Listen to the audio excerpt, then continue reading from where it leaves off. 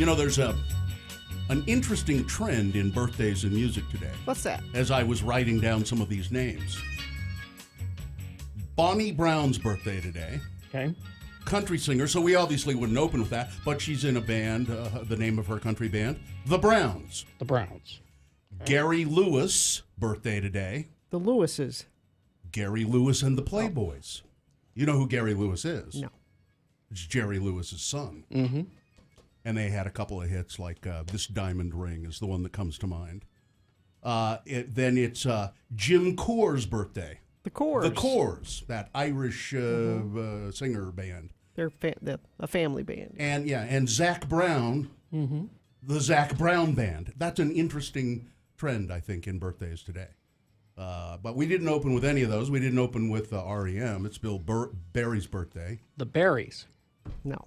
No, REM. No, REM. I already said that. That may appear later in the show. It's a Coldplay's birthday. It's an ELO's birthday today. Oh, it was? Yeah, Hugh McDowell, the cellist for ELO. We could have opened with, the name of the song's not coming to me right now, but it starts with a nice cello solo at the beginning. I can't remember the name of the song right now, but... And it's an Avenged Sevenfold's birthday today. But you opened with that song, which I am not familiar with. You're not? I am not. You will when we explain it to you. I think I know, but go ahead. On this day. Yes. Fat Boy Slim. That's what I thought. And you're going to say, oh, that's right. That's exactly what Bill's going to say here in a minute. Do you remember the video with Christopher Walken dancing in the lobby of the hotel? Yes. No, you're supposed to say, oh, that's right. Yes. Oh, I'm sorry, Gina. I know you like to predict what I'll say, and I sometimes go against the grain, but oh, that's right. That's right. Yes. Which is a great video if you haven't seen it. It's from 2001. Oh, that's right. See? And Christopher Walken, it's directed by Spike Jonze. Mm-hmm. And it's so cool. He's just sitting in this lobby of this hotel, and then the music starts, and he just starts kind of jerking. And I think at that time, I didn't know that he had a background as a dancer when that came out. And so I was like, what? Is he really doing that? Yeah. Can he really? And then he's a great dancer. Yeah, as it turns out, he started out as a dancer and singer. And if you've never seen it, it's worth checking out. The song's called "Weapon of Choice," so just look for Christopher Walken, Fatboy Slim. It'll Weapon show of Choice. It's really cool. I look so Fatboy Slim. He also produced the House Martins and several other. He still produces several other bands. So anyway, nice. Did you find the ELO? I'm trying to. There it is. What is this called? Living Thing.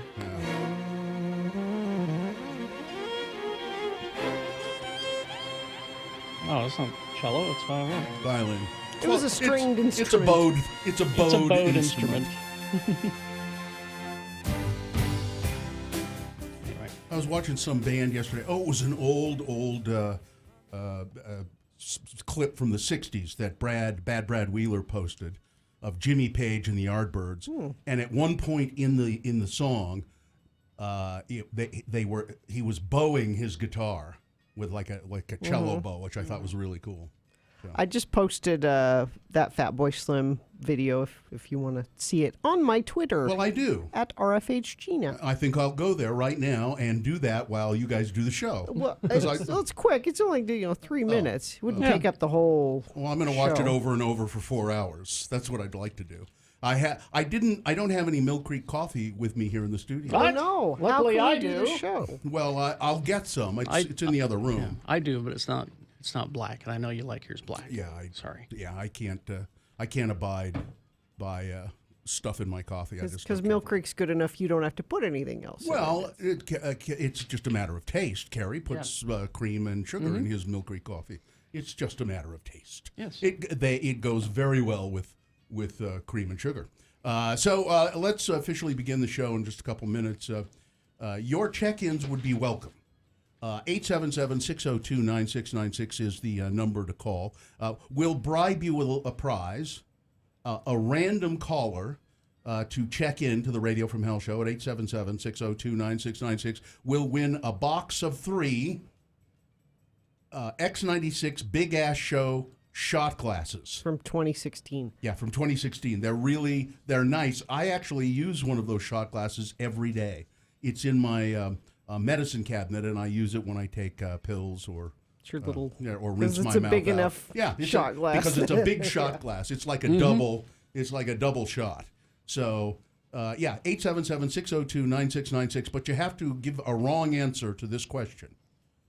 What are they hiding at Area 51? Wrong answers only. Wrong answers only.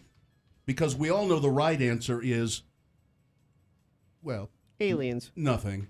Yeah, the right answer is It's nothing. nothing. They're But hiding something, Bill. but what are they? What are wrong answers only? I think it might be cheese. I'm not sure.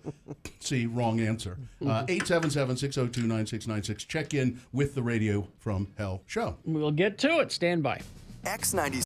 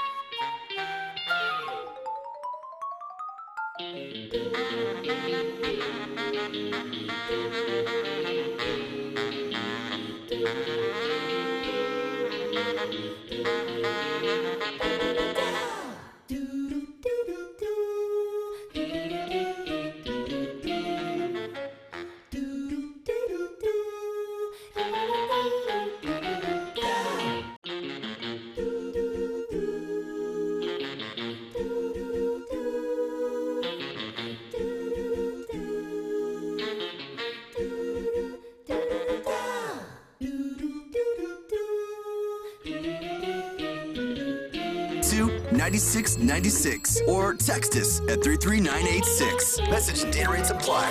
There you go, 618. All right, time for your check-ins. After we officially begin the show, you would call 877-602-9696. And wrong answers only. Tell us, what are they hiding at Area 51? I think it might be Iggy Azalea. They're I'm not hiding sure. her there? They might be hiding her there after this Okay. grilled cheese incident we'll tell you about coming up. And a random caller will get some shot glasses, a pack of 3 shot glasses from a former big-ass show. That's where we're at with prizes these days. Well, it's something we just found gathering dust in a closet. But they're These are kind of cool. perfectly good shot glasses. Yeah, they're very good. All right, let's get the show underway, Gina. Get a home equity line of credit from Cyprus Credit Union for a limited time. Receive an introductory rate of 3.99% APR for the first 6 months. Visit your local branch or go to cypruscu.com for more information. The moon, just, man, nothing there. 0.6% of full. That's nothing. It's a new moon actually today at 9:11 p.m. The moon will set today at 8:47 p.m. Today being Wednesday. It's the 31st day of July in the year of our Lord 2019. And this is the morning show that's seriously thinking about running for president. It's the Radio from Hell show, starring the lords of morning radio. We are the oligarchs of the airwaves, the snowflakes of sound. Kerry Jackson, Bill Allred, Gina Barberi.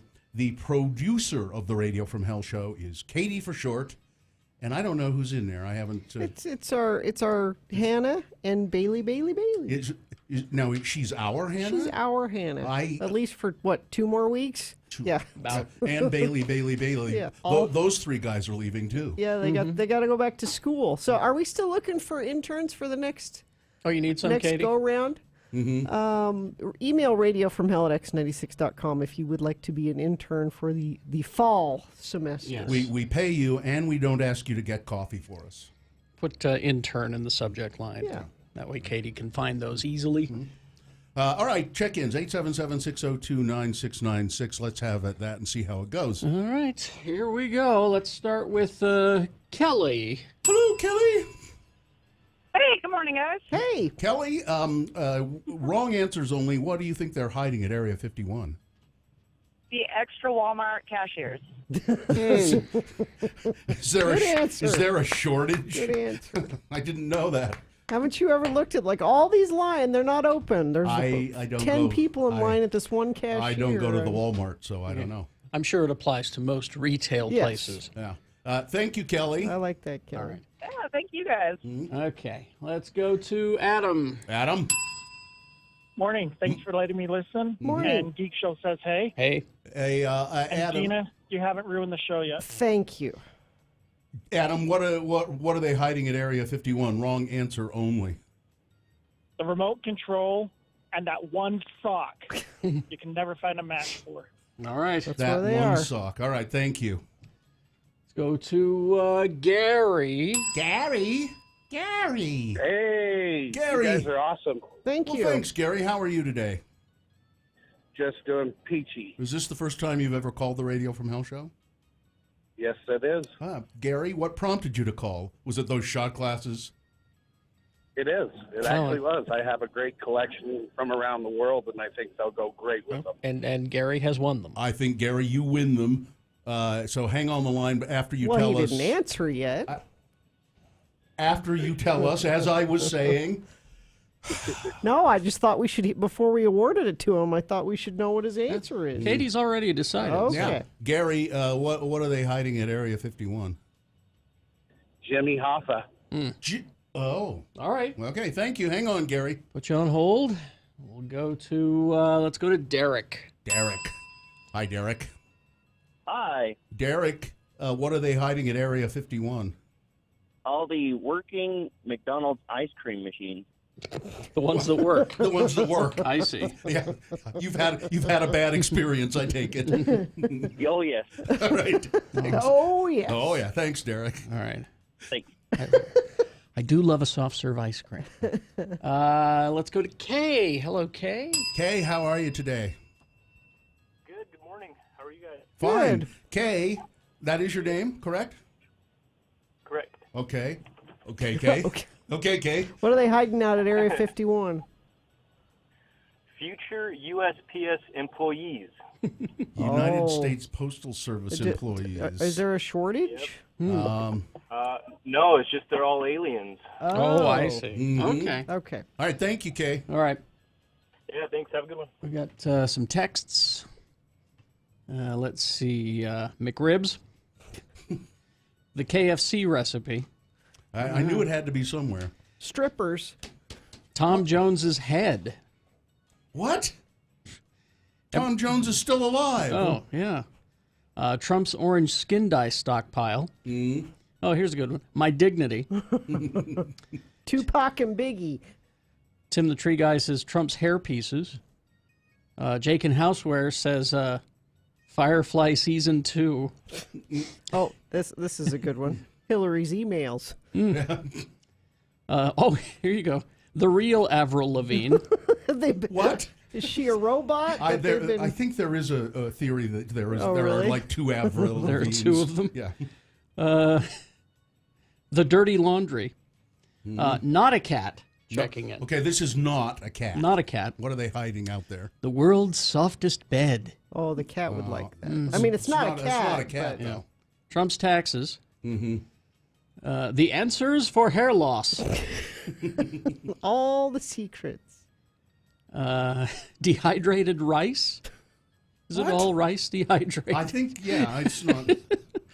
Elvis Presley, Jim Morrison, John F. Kennedy. Oh, crap. You said wrong answers. Now, now I have the definitive answer. What is that? Definitive The answer. wrong answer is aliens.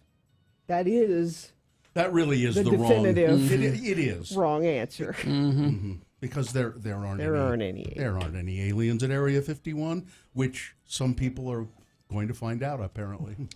Let's see. Yeah, okay. Yeah, that's true. That would be the definitive wrong answer. All right. Is there a definitive answer about traffic, though? There must be.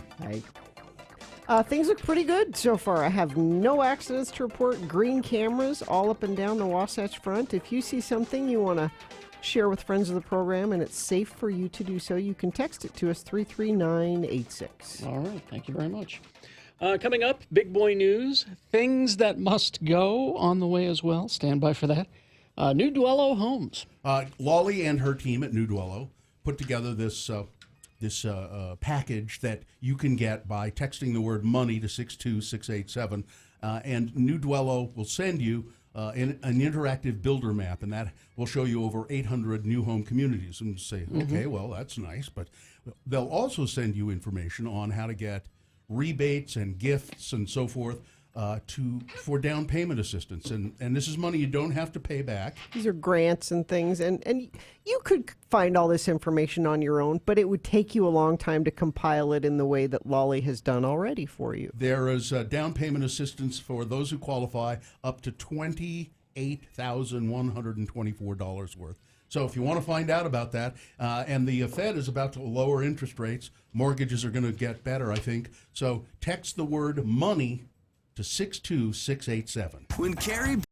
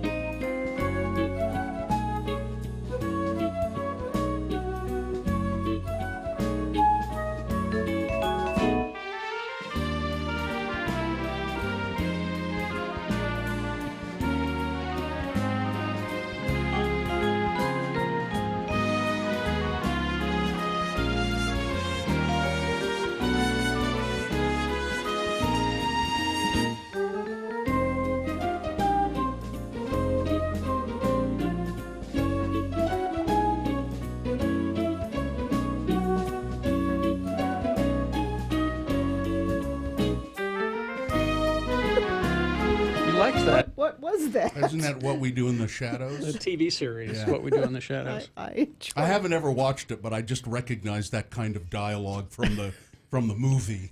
That's the way. Yeah. Have you ever seen that movie? No, I should, 'cause it's got my favorite and in it's, it. And it's pretty. It's a kind of a short movie, as I recall. Yeah, it's not long. And it's hilarious. Jermaine. Yeah.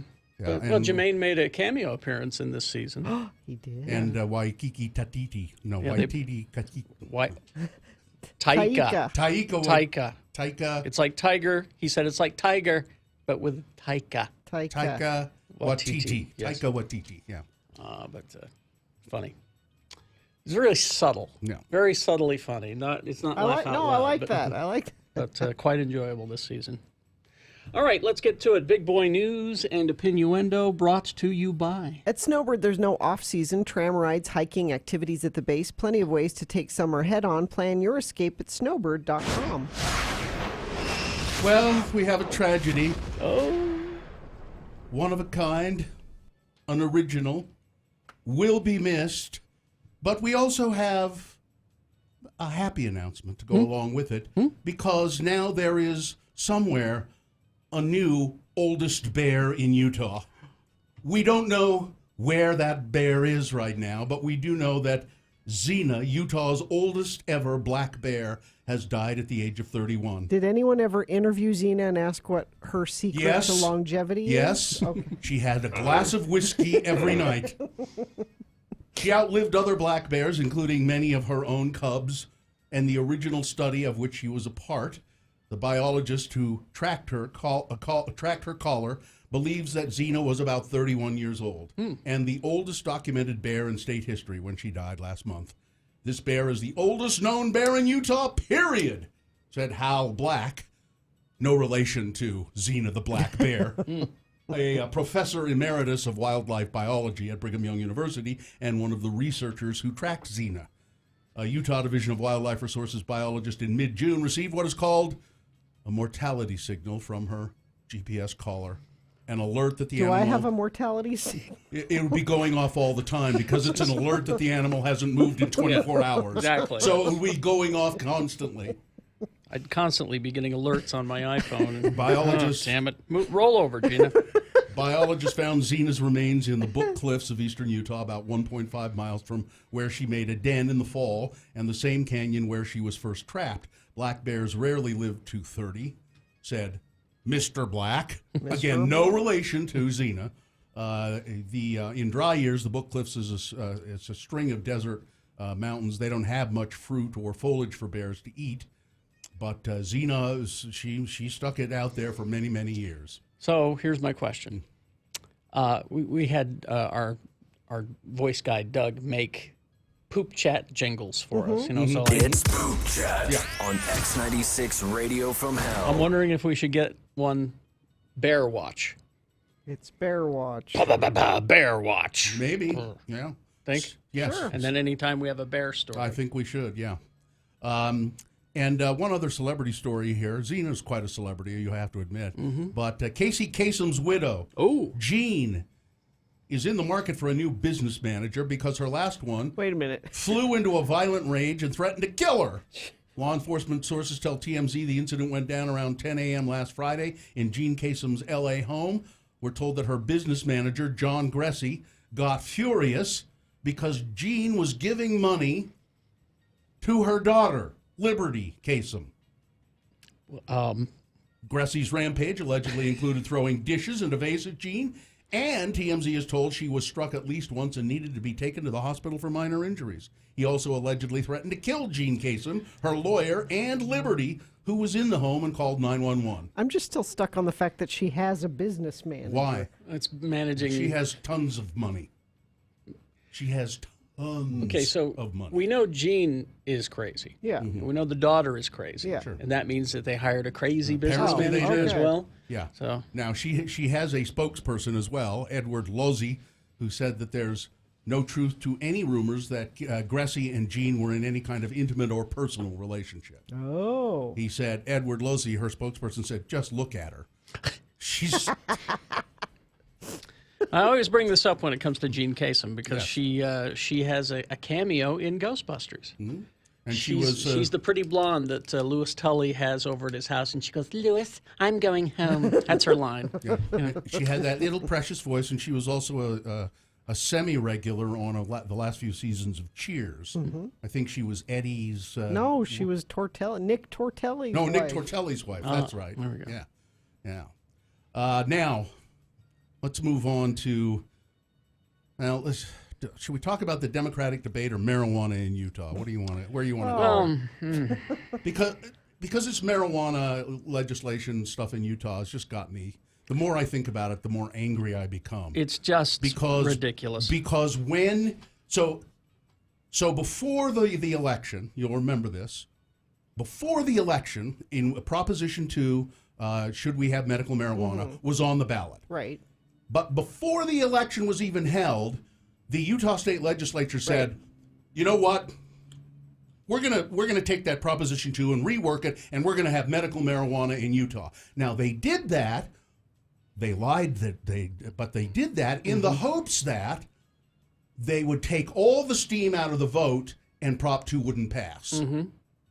But it did pass anyway. Yep. Pretty soundly, as I recall. And so, what did they do?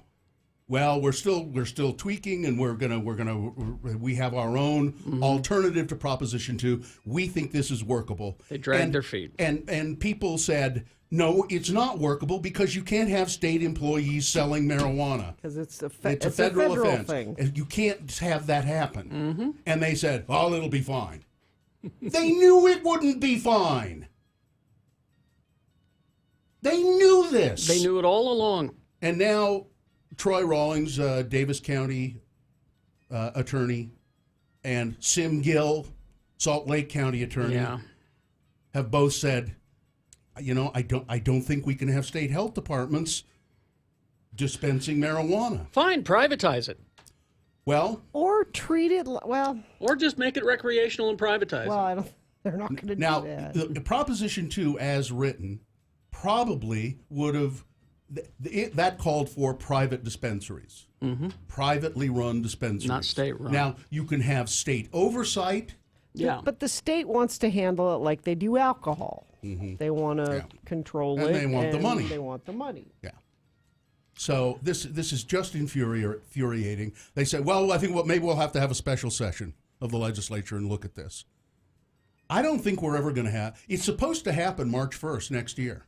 I don't think we're ever going to have medical marijuana. No, they have to figure it out because it passed. They have to. They can't back away from it now. Yes, of course they can. Well. They have demonstrated time and time again they can do whatever they damn well please. Took only one question, the very first in Tuesday night's Democratic. I'm a little steamed about that. You can tell. Tuesday night's Democratic presidential debate, to make it clear that the issue that united the party in last year's congressional elections in many ways now divides it, and that is health care. Yeah. Health care. Do we have Medicaid for all? That's what Bernie Sanders says. That's what Elizabeth Warren says. Mm-hmm. Health care for all. Get rid of private insurance entirely.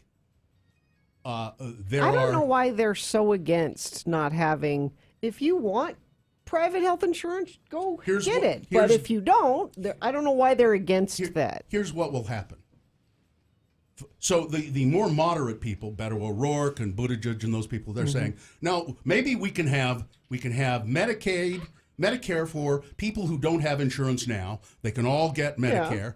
Yeah. And people who don't like their private insurance, who pay high deductibles and things like that, they can go get Makes Medicare. Sense to me. But then the rest of the people will be able to keep their private insurance. Yeah. You know why that doesn't work? Why? Because a lot of people will start leaving private insurance. So?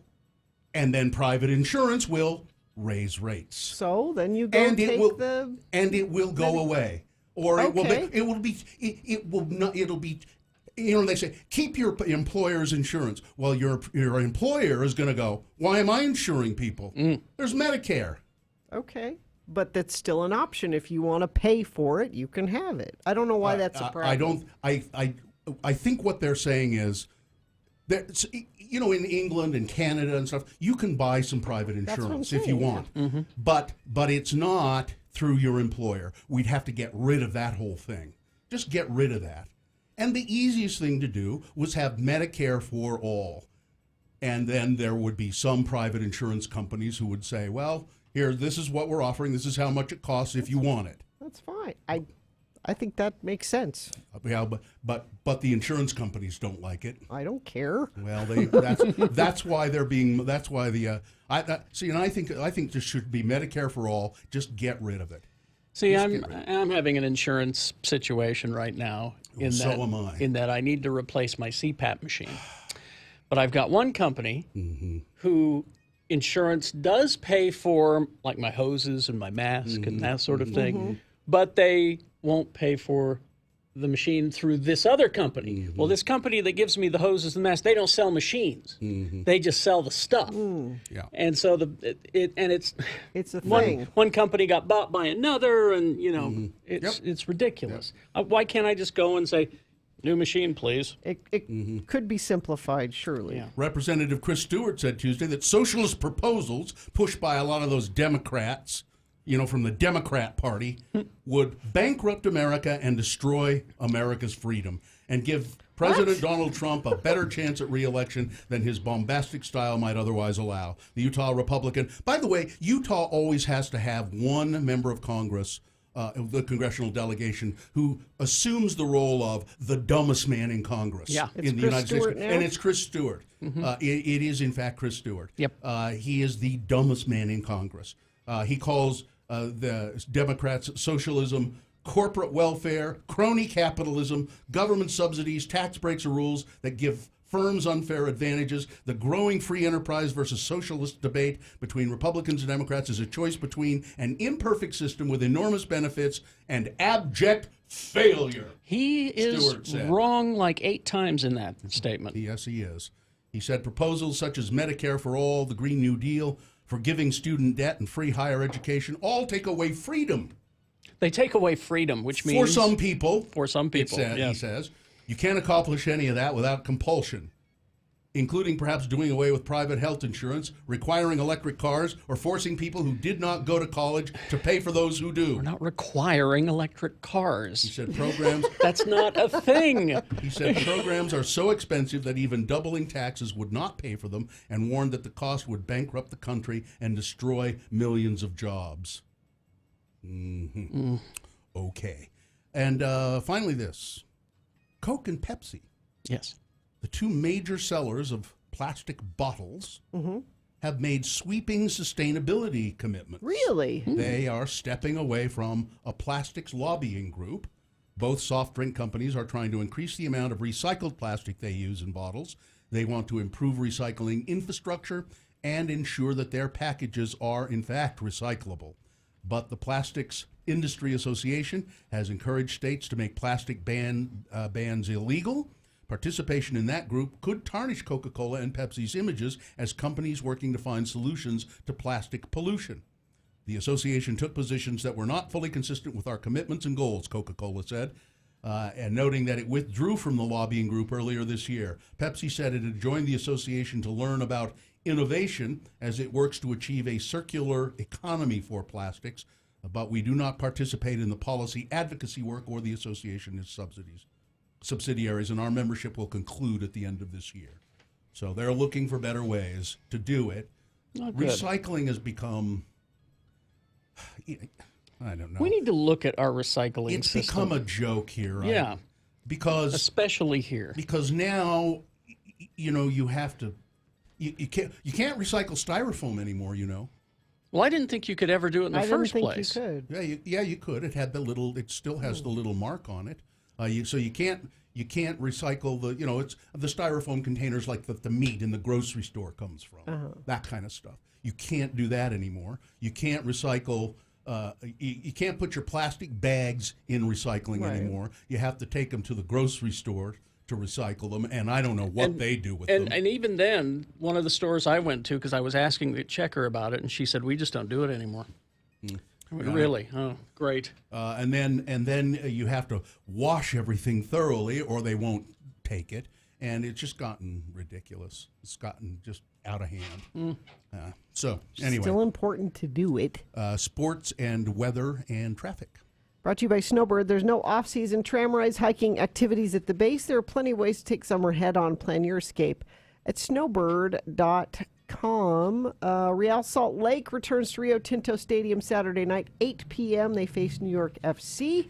You can get tickets starting at just $20. If you go to rsl.com, there's a link there that you can get those cheaper tickets. Weather, it's going to be unsettled today. We might even see some rain in the next hour or so. Thunderstorms possible throughout the day and not as hot. 88 for a high. Traffic, there's a crash northbound Mountain View corridor near 62nd South. Cars are on both sides of the road and only one lane getting through there. That's the only incident so far this morning. I'm going to check our message stream and see if anybody sent anything in via text. No, but if you see something and it's safe for you to let us know, 33986. All right. Is this sponsored? Things that must go. Things that must go. Brought to you by Don't Miss Excellence in the Community's Big Band Dance Night, Tuesday evenings at 7 p.m. at Gallivan Center. Admission is free. All ages welcome. Get details at excellenceconcerts.org.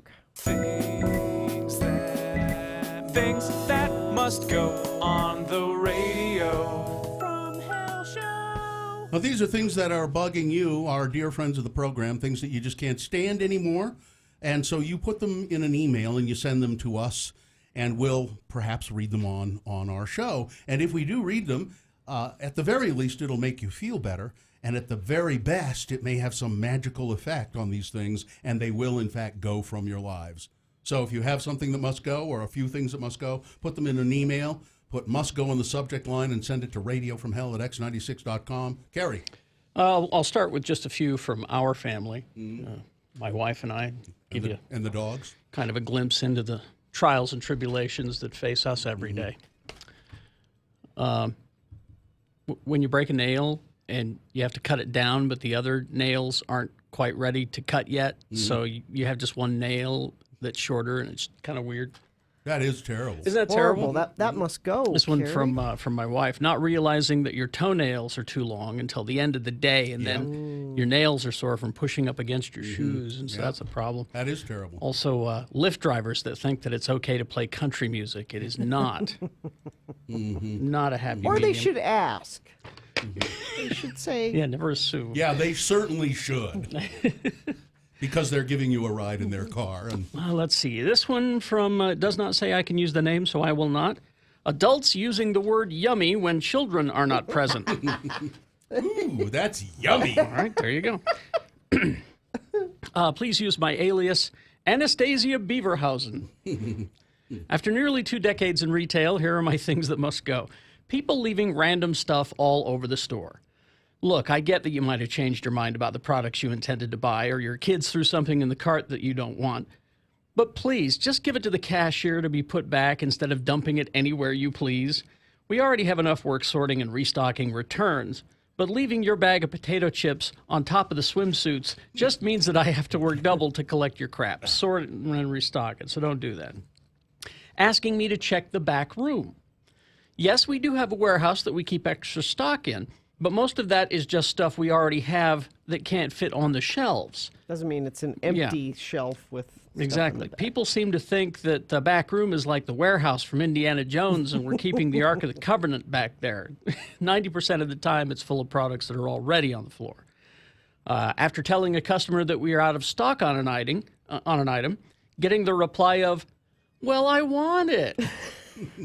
Look, we all want things we can't have. I want to go on a date with Chris Evans, but that's not going to happen.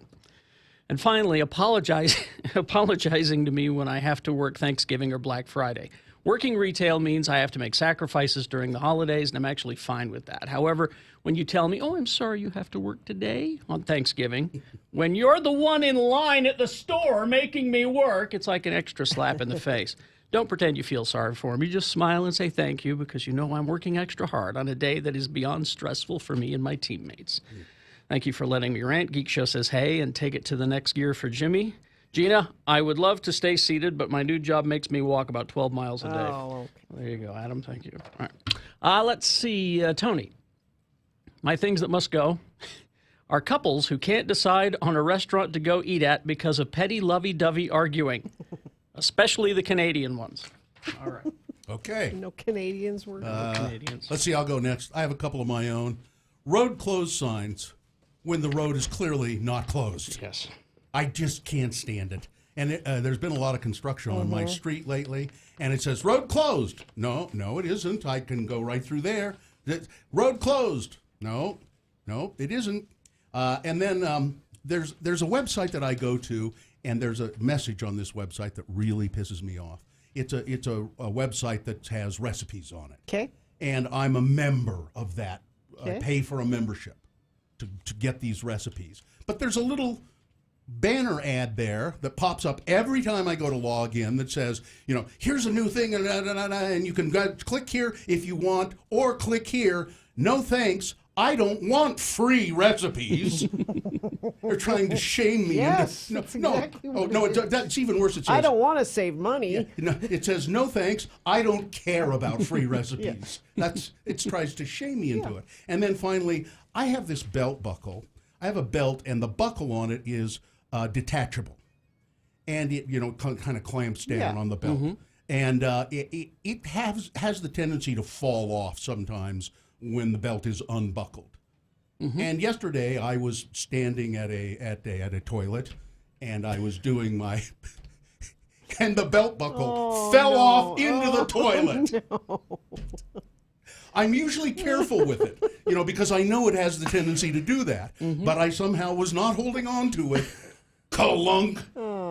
That's just great, I said, as I looked down into the yellow water and had to retrieve the belt buckle. Sounds like you need a new belt. I like the belt's great, but this one, please do not use my name. The person that sets the thermostat in the bathroom at work to 95 degrees must go. The bathroom on the second floor of Building 5 at Myriad Genetics is constantly set to 95 degrees. So when you walk in there, it's 78 degrees. So whenever I see this, I turn it down to a normal temperature. Who the hell is this monster? This one, feel free to use my name. It's Chris. I work in sales. One of the ways we obtain leads is via our website. If a potential customer is interested in our product, they can enter their name and contact information because they like free recipes, including contact preferences like phone, so forth and so on. What must go are the people who hang up on me when I call them. You asked me to call you. You put your name in there. You gave me your phone number, and then you hang up. Lords and ladies, I love you all, but at the end of the day, it's like this. Make mine a double, please. Best, Chris. All right, that's it. Gina? Good morning, lords and milady. There's a man at my work who's repeatedly complained about girls wearing clothing that's too revealing. In 2 instances I'm aware of, management and HR both agreed that the clothing wasn't too revealing or unprofessional, yet they still proceeded to, quote, talk to these women and tell them that it was and that they shouldn't wear those clothes again. This is because we have a policy of catering to the person that, quote, feels uncomfortable, in this case, the misogynist who reported them. So in turn, these women have been made to feel embarrassed and demeaned all at once because a guy couldn't handle it. This is why women feel uncomfortable in the workplace. This must go. I'm vouching for both women when I tell you they neither dressed unprofessionally nor wore too revealing of clothing. Unfortunately, these women just violated the unwritten company policy of being too attractive for this jerk to handle. And that's probably what it is. That's exactly it. Control yourself, sir. Saddest of all is that after this most recent episode, the woman who, quote, was talked to quit. It's an absolute shame. I know we're running out of time, so I will just skip to this one. Love your show. Listen all the time. I'm on vacation, so I have some must-goes saved up.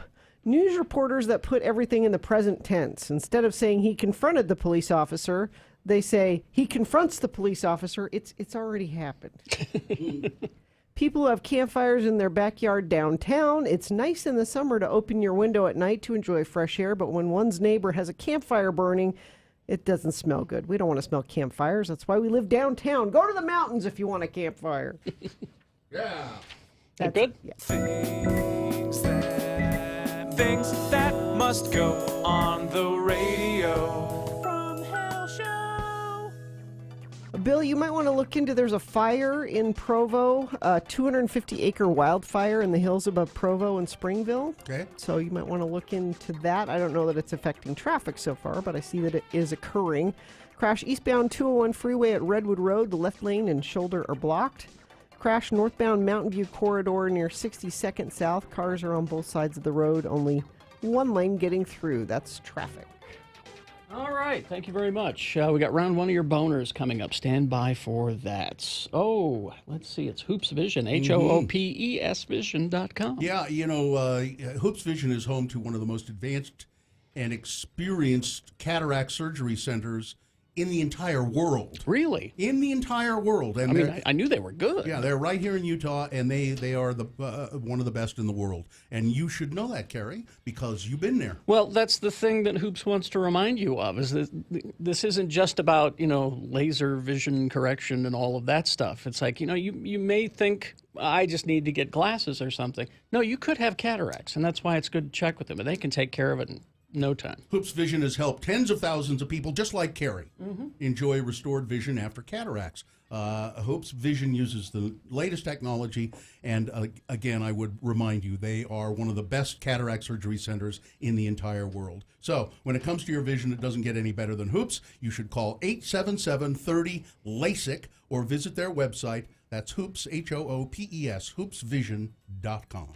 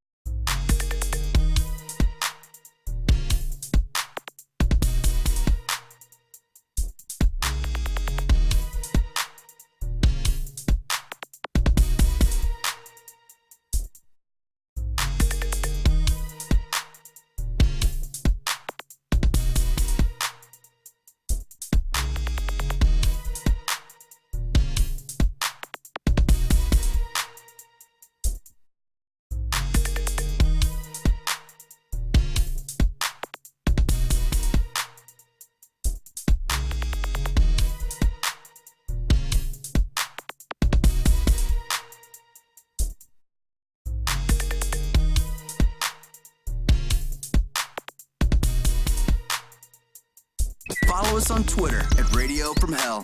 Apparently, Be a part of the Oh, Radio. what? Sorry. Apparently, that fire in Provo is pretty bad. It's 200. Last night it was 250 acres south of Provo. Provo Fire and Rescue got a lot of calls about it, about the fire above Bonneville Shoreline on the south end of town. It's a place called Alaska Drive, I think. Numerous acreage. Apparently, there's thick smoke all over Provo right now. Yeah, it's weird because it's called the Alaska Fire. I saw a hashtag this morning for Alaska Fire, and I thought it was a fire in Alaska. I didn't realize it was here. It's Alaska Avenue. So there you go. Keep an eye out, I guess. I guess so. So I was. So I have this boy in our house. I tell these stories, by the way, as sort of an antidote to Gina's perfect family. You know, all these stories about, oh, my son is so polite and he got a free sandwich at the food truck, and all of that. All this perfect family stuff. My family's exactly the opposite of all of that. It's and nothing like an ideal family. But probably closer to normal. But so I have this 20-year-old kid in the house, little Bill, who is now 6'4" and gigantic. Good and Lord. We've said you really need to move out. He's 20. It's time. Well, and besides that, he's a disruptive influence in the house a lot of times. He's argumentative. He's and he says, you can't make me do things. You can't. I gotta. Then fine, go live on your own. Go do that. You get your own place. No one will tell you what to do. Well, yes, they will, but he doesn't know that yet. But so it's been. I think the deadline is today, and he's made no real moves to be out. Although he goes to some place and doesn't come home sometimes. So he has a place. He has a place to go, like a roommate situation. Like a cave? I don't know. I really don't know where he I don't know goes? that much about it. My wife knows. Mrs. Bill knows more about it than I do. But he goes and he doesn't come home for a day or so, and then he comes home because he has to take a shower and go to work so. He has a job, so he could afford to. Well, I don't know about that. Oh. The job doesn't pay all that much, and it's not full time, but he does work.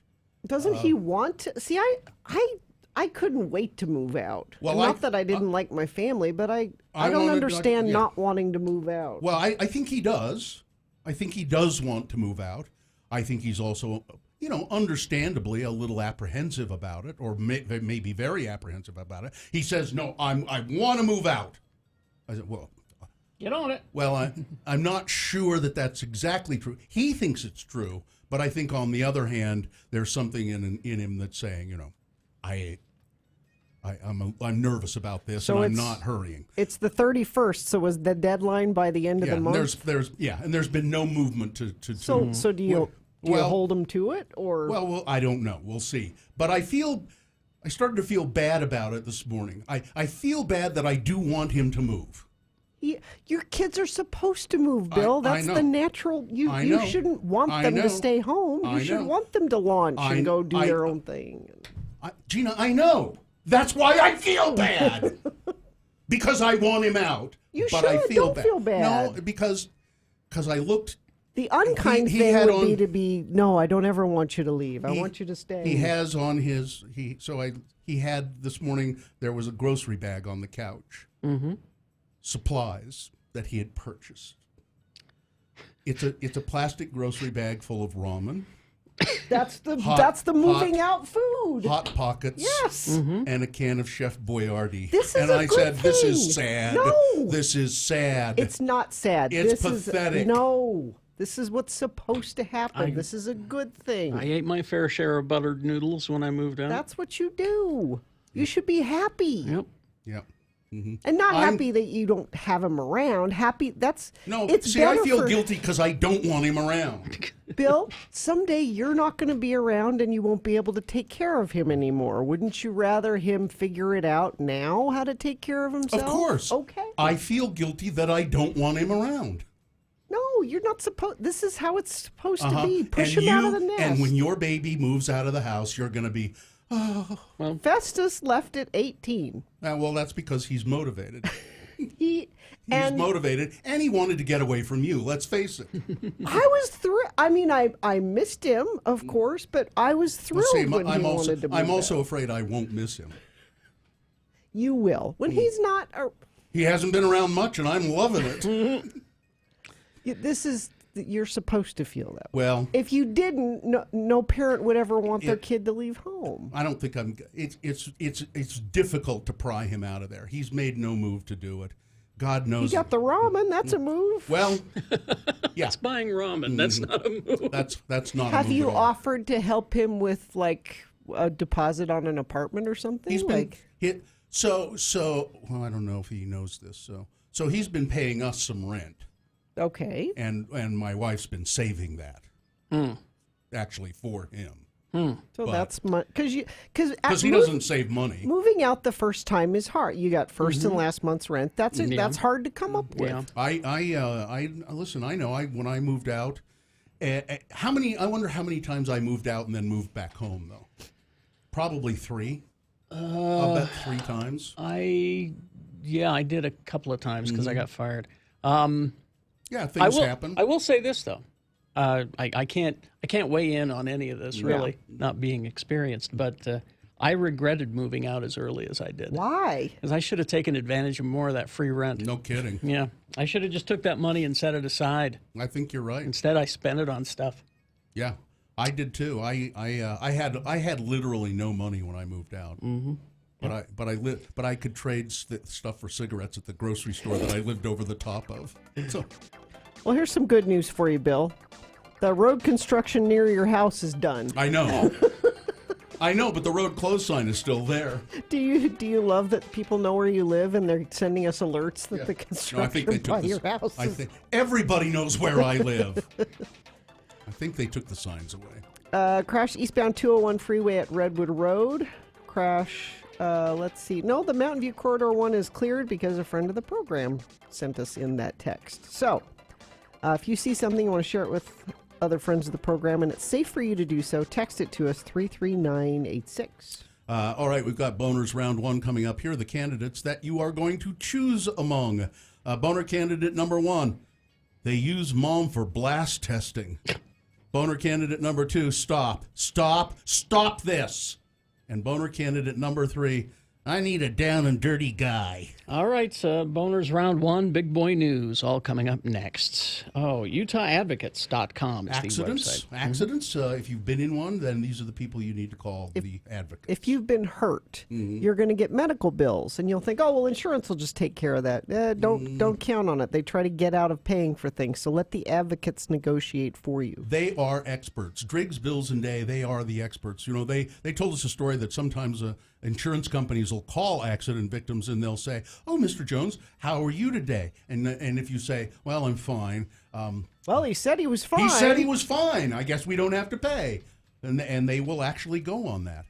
They know how to talk to, the advocates, that is, know how to talk to insurance companies and get you the money that you deserve. It's not a matter of suing people. It's a matter of getting what you deserve. Now, if you think you have a case, you can call the advocates 24 hours a day, 7 days a week. Their phone number is 801-355-5550. An attorney will answer, or you can go online and an attorney will chat with you. Just go to UtahAdvocates.com.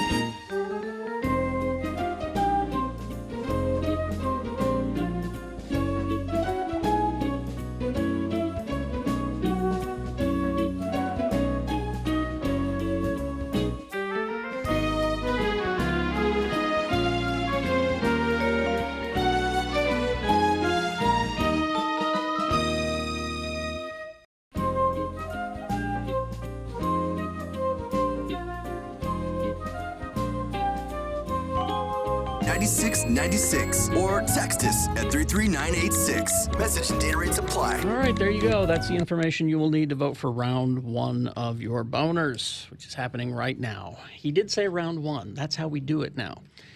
We have round one here at 7:20. Round two at 8:20. 3 more candidates. We do the same thing. We take the winner of each round and we place them into Boner Dome at 9:20 this morning. That's when you'll decide who is boner of the day with Boner Fight at that time. Right now, you're picking the champion for round one. Remember, these are examples of bad, stupid, or funny human behavior like they always have been. It's just a little different. That's all. So, 2 candidates now, a third after the news. Once you've heard all 3, then you will vote. One of you lucky random boner voters will receive tickets to Utah Presents for the 2019-2020 season. Oh, that's a really good prize. Okay, here we go. Boner candidate number 1. They use mom for blast testing. This is related to a boner candidate we had last week. An Arizona man says that a body donation center. Oh, yeah. Where FBI agents reported finding buckets of human organs. Specifically, there was a bucket of penises, a Frankenstein-like body with a woman's head sewed onto a man's body. He says they sold his mother's body to the U.S. Army for blast testing. That's science. Jim experiment. Jim Stauffer said that he contacted the Biological Resource Center after his 73-year-old mother, who had Alzheimer's, died 5 years ago. He said he now feels foolish because he only contacted the donation facility after his mother's neurologist would not accept the body at the time. Stauffer says he signed BRC paperwork outlining what he would and would not permit the center to do with his mother's body. And several days later, he received a box with a majority of her ashes, or allegedly, I guess.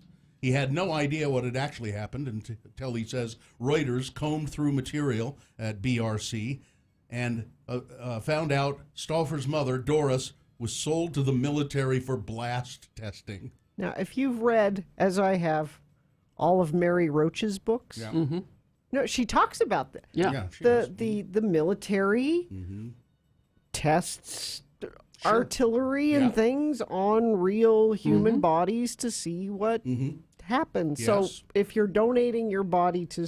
I'm not defending He this. signed a piece of paper that said, probably said, don't use my mother for blast testing. But, I mean, it said he wanted his mother's body to be used respectfully for medical research of some kind. That's not what happened. She was strapped to a chair on some sort of apparatus, and then a detonation took place underneath her to basically kind of get an idea what the human body goes through when a vehicle is hit by an IED, Stauffer said. You should read Grunt, is that? Is that what it's called? Is that the book? When federal authorities raided the Arizona facility of the BRC in January, they found a horrific discovery, bodies piled on top of each other, buckets of body parts, other unsettling scenes. Yeah.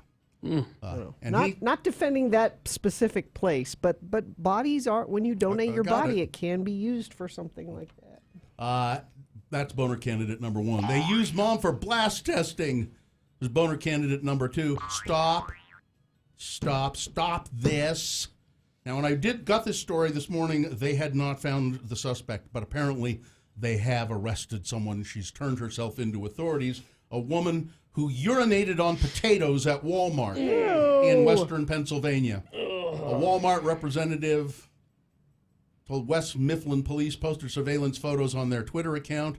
They said that they saw that an employee saw what the woman was doing. In a statement, Walmart told the station it immediately disposed of the peed-on potatoes, or as they put it, the affected products, and sanitized the area. Did they explain how she's a girl? Like a boy could stand there and do it. Did she crawl up on the... I want to know the logistics. Gina, of how I think it's better If you just you just think of that in your own mind. You picture that yourself. I don't need a description. I don't want it. Maybe they were sacks of potatoes on an end cap. Okay, so all right, maybe. Just trying to help. All right. This incident comes weeks after a video posted on social media showed people licking ice cream at freezers in Walmart and in Texas and Louisiana, and a woman, a young girl, licking a tongue depressor rather, at a doctor's office. This has to stop. Boner candidate number 2. By the way, she turned herself in. She saw the surveillance video, and she turned herself in. She's been charged with criminal mischief, and she did it because she thought it would be funny. Yeah. Hilarious. Coming up in a moment, boner candidate number 3. I need a down and dirty guy. Oh, I'm glad you found that one. Boner candidate number 3 for round 1 coming up after this big boy news and Opinioendo brought to you by. At Snowbird, there's no off-season tram rides, hiking, activities at the base. Plenty of ways to take summer head-on. Plan your escape at snowbird.com. Rebel Wilson is speaking out about the backlash against the Cats trailer. It's creepy, weird, It Rebel. is creepy.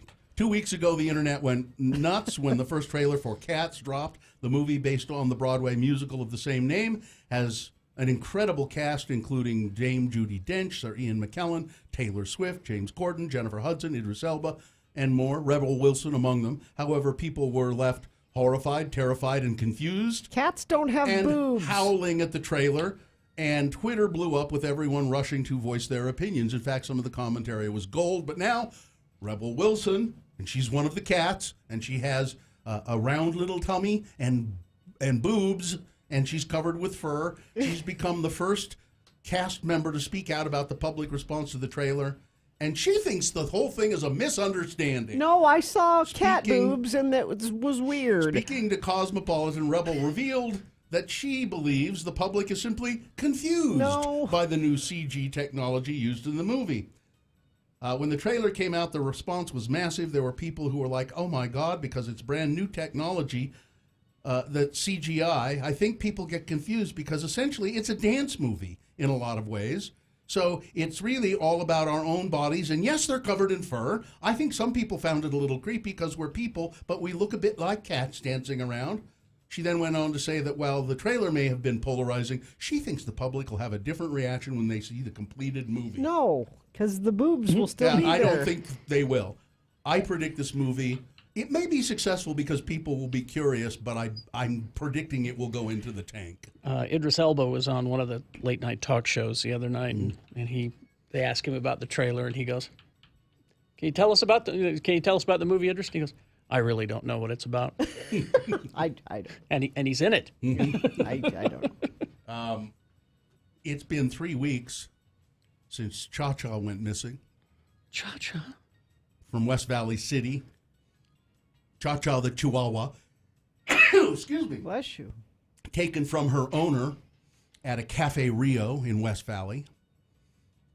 It's been 3 weeks since Cha-Cha was taken. I miss her. I need her, said Tamira Echeverria about her missing 13-year-old Chihuahua when 2 News first spoke to her on Tuesday. But 2 News reporter Rayanne Christensen spoke with her in the hopes of spreading the word, hoping to get Cha-Cha back. And she said Cha-Cha was her emotional support animal. She helped me through my divorce. We had to change our whole lives, and I took her with me, and she helped me a lot. Well, Cha-Cha has been reunited with her master. Police say that people dropped Cha-Cha off at a shelter. They were associated with the people who took the dog and helped facilitate the return. They indicated to police there may have been some confusion about whether the dog was attended to at the time she was taken. So the people were saying, well, it didn't look like the dog was with anybody. And just ran off? They're not being clear about it. Totally clear. But the dog is back. Even if you saw that, wouldn't you walk in the restaurant and go, is this someone's dog? That's what I would do. No, I wouldn't do that because I wouldn't pick up a Chihuahua. They bite. I like them, but they have the tendency to snap. Let's see. Oh, this is, so the guy who's been picked to be in charge of public lands for the federal government, he is he has made statements in the past that he thinks the United States should sell all public lands. See, this is what the Trump administration does, is they put somebody in charge of a department in order to destroy it. Conservative lawyer William Perry Pendley has argued that the federal government should sell its public lands. As of Monday, he's in charge of overseeing a huge chunk of them. Oh, good. Interior Secretary David Bernhardt signed an order on Monday naming Pendley as the acting head of the Bureau of Land Management. That's the other fun thing he does, is make them acting. The BLM oversees more land than any other federal agency, nearly 240 million acres, over 3 times as much as the National Park Service, encompassing much of the western United States. Unlike national parks, BLM managed lands is governed by multiple use principles, which allows for some activities like logging and grazing. Like Bundy down there, Clive and Bundy down there. Now you're supposed to, he can graze his cows on BLM land, but he's supposed to pay them a nominal fee for that, which he has refused to pay for years and years and years. Interior Secretary Bernhardt signed the order. BLM land is meant to be public. It is owned and controlled by the federal government for use by the American public, who actually gets to use the land, whether it's for recreation or commercial interest. It's long been a source of huge tensions in the West. Utah ought to get that land because we know how to manage our land better than the federal government does. Well, I don't know. not so much. Pendley has previously served as a Reagan-era Interior Deputy Assistant Secretary. He's written numerous articles that suggest he has little regard for the environment or the federal government's management of public lands. Yeah. So he's the perfect person to be in charge of that. Acting. By the way, I don't know. Somebody probably has and counted it up. How many cabinet members and heads of departments in Trump's government, how many of them are acting? Well, they're acting because the people quit or they get fired. Well, and they're acting and they're not confirmed because Congress won't confirm them because they're terrible people. Exactly. You put someone who's in there as acting, whatever, Can do whatever, and Congress doesn't have to do anything. Yeah. They can't turn them down, is what I'm saying. The Democratic debate last night. Who got the most airtime? There's a chart.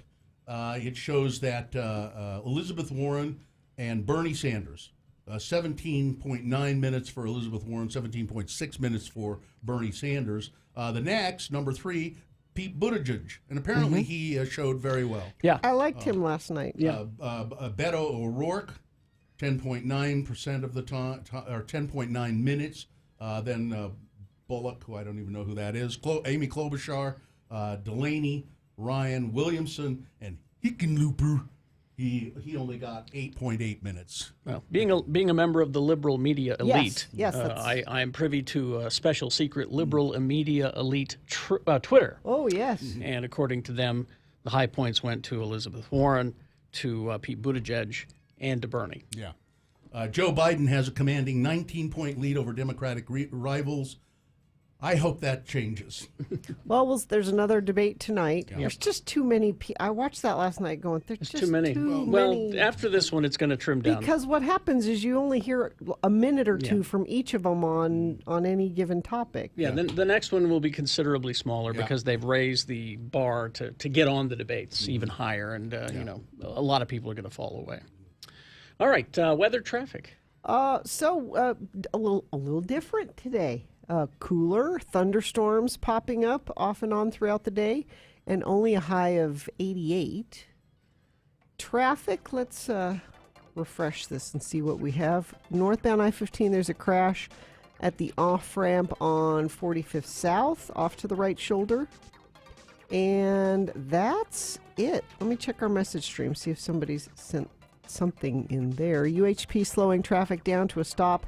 Northbound I-15 at 106 South, a friend of the program says. They sent that in via text at 33986.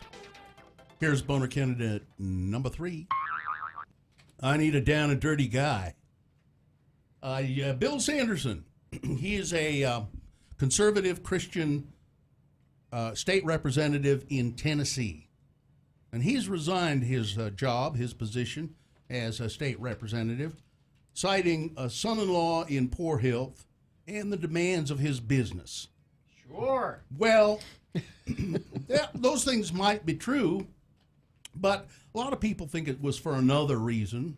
He resigned for another reason, because there were Grindr messages and nude photos uncovered by journalists that have exposed the fact that he is a closeted hypocrite with a gay son who's voted against every LGBTQ issue that has come before him. So he hates himself. Probably. Yeah. Writers, political. This is how he makes, in their mind, this is how they make it okay. I hate that I am this way, so. Political reporter Kerry Wade Gervin says his now deleted campaign Facebook page describes Sanderson as a family man, small businessman, a farmer, and a public servant whose favorite activities are running, working in the yard, and spending time with my dear wife, Margie, the person with the best heart of anyone I have ever met. Sanderson has been married to Margie since the fall of 2012. He has 3 grown children with his first wife, Valerie. They divorced in 2011. His voting record during his 4.5 sessions on the Hill back up his conservative bona fides. And, any anti-abortion or any abortion legislation, anti-abortion legislation, any LGBTQ, he's voted all of that down. Now, as it turns out, what he really wants is a hot and dirty guy. That's what one of his Grindr messages said. Yep. I need a hot and dirty guy. Boner candidate number 3. All right, let's review the first 2 and vote. The boner candidate number 1, they use mom for a blast test. An Arizona man finds out that his mother's body was sold to the military for blast testing when he specified, I want her to be treated respectfully and used for research, medical research. Boner candidate number 2, stop this. A woman arrested after she turned herself in. She was caught on surveillance video urinating on potatoes at the Walmart. If it's any help, Gina, it says she was urinating into a bin of potatoes. I'm impressed with her ability, that's all. And boner candidate number 3, I need a down and dirty guy. All right. This is round 1 of your boners. You've got to decide of these 3 candidates which one is the worst, which one deserves to go forward to boner fight and possibly become boner of the day. If it wins here, it'll secure a place in Boner Dome. 8:20, we do this again with another round, 3 more candidates. We take the winner of that round. We'll take both those champions and put them into boner fight at 9:20. That's when you'll decide boner of the day. Right now, pick your champion of round 1, 1, 2, or 3. Remember your candidate number, the one that you think should win. Put that number in the message of a text. Text that to 33986. Or call 877-602-9696. Or go online, x96.com. Look for the box that says Boner Voting July 31, 2019, and vote there. So, you've got 300 seconds. This is round 1. Let's go. Start your workday at 10 a.m. with a 1-hour.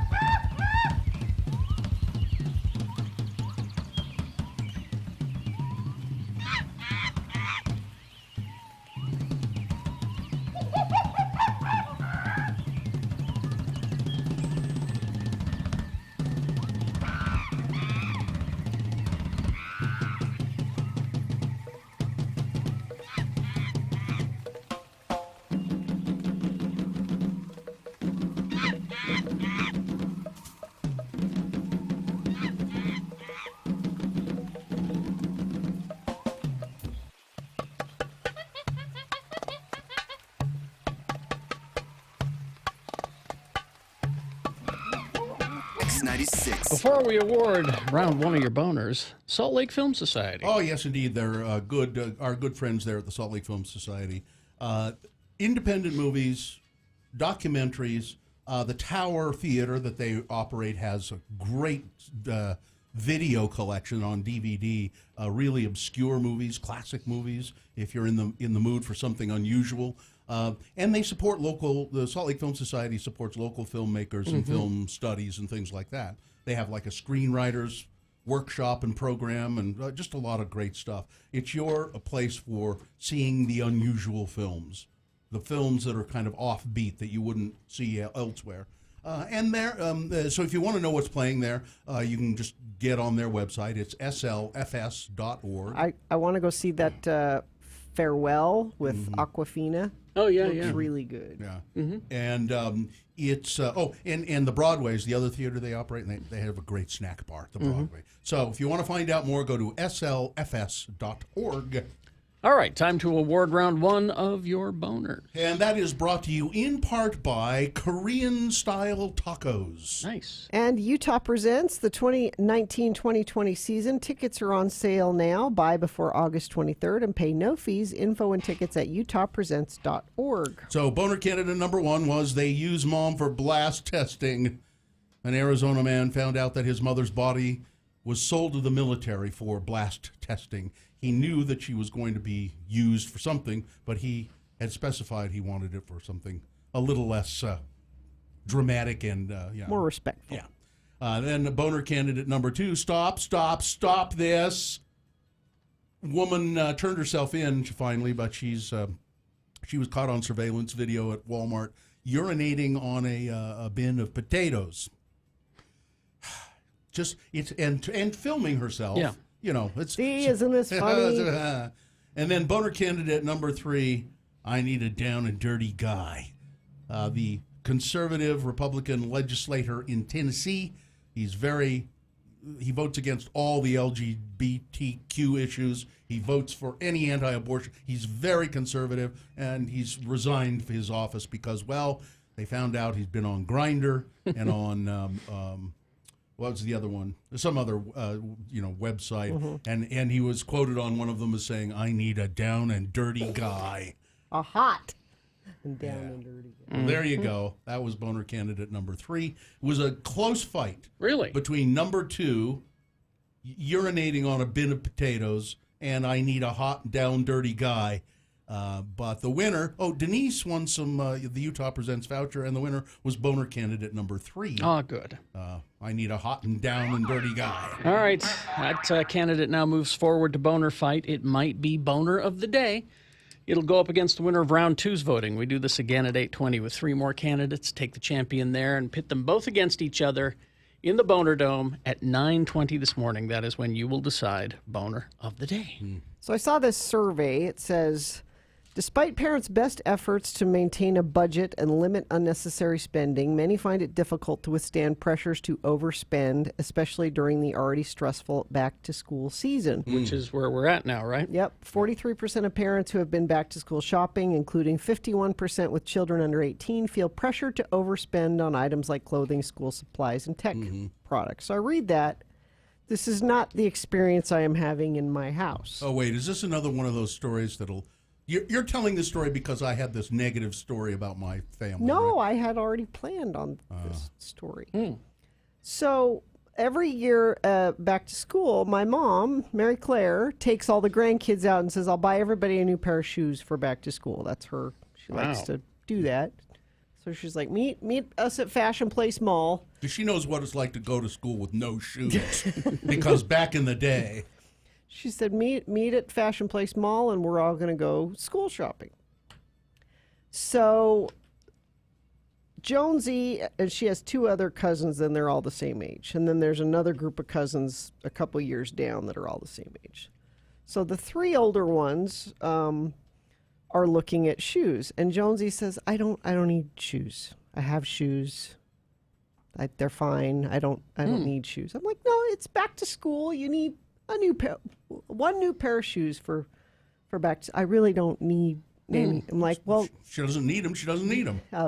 Grandmere wants to buy you a new pair of shoes, so just let her. Have her donate to an animal rescue. That's the kind of thing she would say. is No, the what thing. just on a separate note, she told me yesterday I used the wrong search engine on my computer, which she made me promise I would change it today. And I'm sorry, Jonesy, if you're listening, I can't remember. There's some search engine that if you use it, they'll plant a tree for every 45 things you search online. Yeah. Wow. I'm sorry, Jonesy. Write it down for me. I can't remember. What, but yeah, that's the kind of person she is.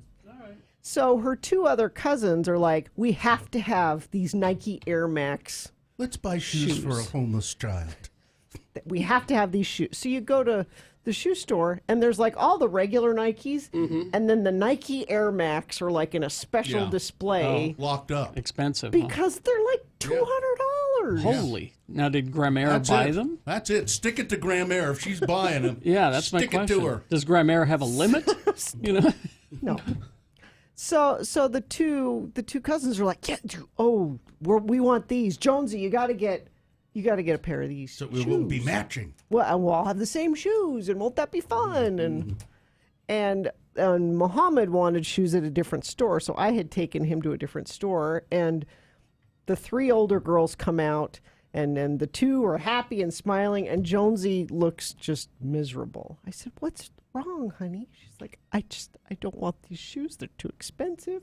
Did she get them? So I said to my mom, I'm like, she really doesn't want. And my mom said, "Well, is there some other shoe?" She wanted like the cheapest. Just the very basic. Do they have any shoes made out of cardboard, Mother? And my mom just is shocked. She's like, "Really? She'd rather." I'm like, "She really would just Can we rather get have Tom's the shoes? yeah." Because they'll give a pair of shoes to a And she was person. happy. We went in, we exchanged them. They were like a third of the price of the other, and she was so that was 2 days ago. What a sucker. Yesterday, I take her to get her eyes checked and see if she needs a new prescription. I don't really need new glasses. So she does. Her prescription's changed. Sure. We need a new. I'm like, okay, we could take the prescription. We go to the eyeglass store. Did you donate the old eyeglasses to a... Mom, I like my frames. Can I just get new lenses from these? You know, after a year though, they get all wonky and the screws can. are. You know, I mean, you kids are hard on their glasses. That's true. Yeah. That's true. I mean, you can take them in and get them, tuned up and tightened and all that. Yeah, They'll but- do that up at Walcott. You know? But kids are hard on their glasses. Like, no, honey, we have insurance. It'll cost me $15 to get you a brand new pair of glasses. Can't we have the lenses put in my shoes? I really don't want. I don't need new glasses. Can we just put new lenses in these old? I feel like I'm forcing all of these things on her that she doesn't. Shame on you. You're trying to get her to be an ugly American consumer like you. So I guess I'll have to plant a tree or something to make up for the fact that I made her get a new Shame pair of on glasses. you. Shame on you. Well, apparently the website or the search engine is Ecosia. Yes, that's it. All right. What Brittany in the chat room. How do you spell that? ECOSIA. Yeah. They plant tree. If you use it, they plant trees for every. I don't know. She said something like every. But anything you search comes up with an environmental result. Yeah, I'm just wondering if it's a good search engine or But not. I mean, I feel like both my kids are like. Any porn you get on it is in the woods. Has to be in the woods. I mean, I'm driving Muhammad back from soccer practice the other night, and it was a beautiful sunset. Look at that beautiful sunset. He's like, "Yeah, it's just pollution." I mean, I feel like What have you done to these my kids? tree hugger children have gone It's too much NPR. way, That's what you're doing to them. Yep. way the other way. Need to stop letting them listen to NPR in the car. I guess. Speaking of NPR, we have a couple seconds here. Just a couple. Doug Fabrizio is going to be a special guest at our contract signing party on the 8th. Doug Fabrizio, NPR host. He is the host of Radio West. They're on break right now. And if you know Doug Fabrizio, he's a keen interviewer. He's going to interview us. And he's going to interview us for our Not Safe for Work podcast. It will be, and I told him, Doug, no holds barred, anything you want to ask. Really? I can ask anything? I can ask you the questions the hard questions? I Yes, said, yes, please. absolutely, Doug. Now, whether we answer them or not is, he said, I know you know how to play the game, he said. But So go to x96.com. There's a rotating banner. It says Radio from Hell Contract Party. limited number of seats available. Yes. It's easy. Just scroll all the way to the bottom and it says register here. You put in your email. Then you'll be prompted to give your name. Now, if you're going with somebody, they will also have to Yeah. register. It's one per person. We need a head count. Yeah, if you got a group, they all have to register separately. It's next Thursday, the 8th, from 7 to 9 at the Point After in Murray. Okay. The point after. There you go. So go sign up now because it'll probably sell out, and you'll get to hear Doug Fabrizio have at us, and he will. He really will. All right. Crash southbound I-215 just after the 201 freeway on-ramp. Cars are blocking the left shoulder, though not causing delays right now. There's a dead raccoon in the road on Foothill Boulevard right by the liquor store. If you need one. I don't think my kid is up. That's traffic. That's traffic. All right, round two, your boners coming up. Stand by for that. HasterGames.com. Yes, that is their website, but they would really like you to go into their store. They've been there for a while, but they did some remodeling a bit ago and got a new sound system in there and everything. 6831 South State. If you love to play games, especially board games or Magic the Gathering, that kind of thing, you're going to love Haster Games in Midvale. Here's what's new at Haster. They have a new game called Proving Grounds. It's a one-player solitaire dice game which merges narrative and gameplay in a brand new way. The game contains a novella telling the story of Maya Strongheart as she fights to ascend to the Sun Throne. After reading the story, the play recreates her adventure, and the game contains a training module as well as 6 different modules to change up the game as it goes on. Coming out on August 1st, that's tomorrow, is the new Pokemon set Unified Minds, which is also available for pre-order at HasterGames.com. Special coming up this week, the release of Pathfinder 2nd Edition, release on August 2nd. Pre-orders are available at HasterGames.com. They're going to be holding a quick campaign for Pathfinder 2nd Edition on the day it comes out. And don't forget that Haster will buy your used games as long as they're in decent condition and have all the pieces. Haster Games, 6831 South State. They're open 11 a.m. to 10 p.m. Monday through Saturday, noon to 5 on Sunday. The school supplies many of us take for granted.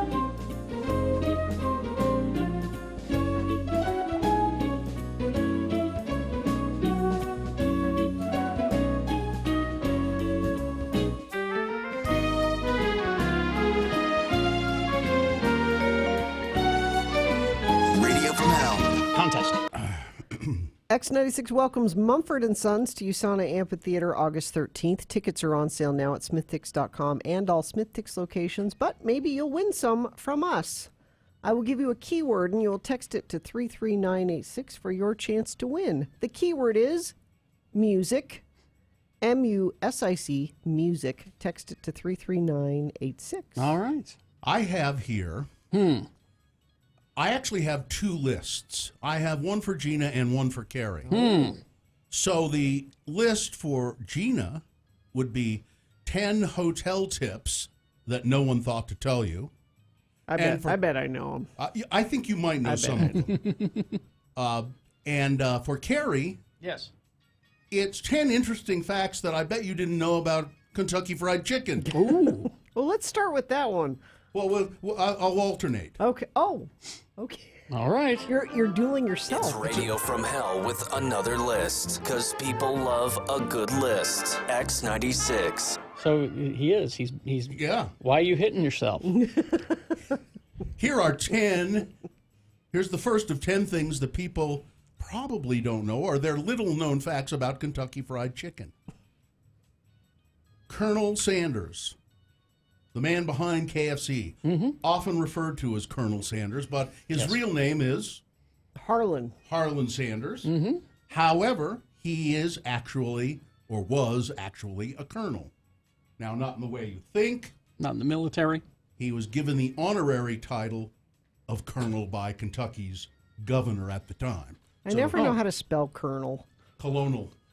He's a Colonel. Kentucky colonel. There should be a R in the middle there. So that's You're saying it should be KERN? Colonel. Colonel. yeah. UHL? Yeah. Colonel. Okay. Interesting fact about a hotel for Gina. This one you know. We all know this, and I don't care. The remote is gross. Oh, it's filthy. That's why you bring wipes. It's touched by everyone, Yep. but rarely cleaned. Yep. A quick swipe with some baby wipes, Yep. it says here, or a damp cloth, or a hand towel would help it a little bit, it says. And I get a laugh out of those. You go into some hotels now and they have these remotes that look like they're disposable or they've been cleaned or something, sitting in they come in that little cardboard. Yeah, they're stupid. Okay. Interesting fact about Kentucky Fried Chicken. Okay. Colonel Sanders once shot a man over a billboard. Sanders had his employee paint over the sign of a local gas station to direct more business to his Kentucky Fried Chicken. So he encouraged his employee to commit vandalism. However, his employees were caught by the gas station employees who proceeded to shoot at the Kentucky Fried Chicken employees. So one of Sanders' employees was killed.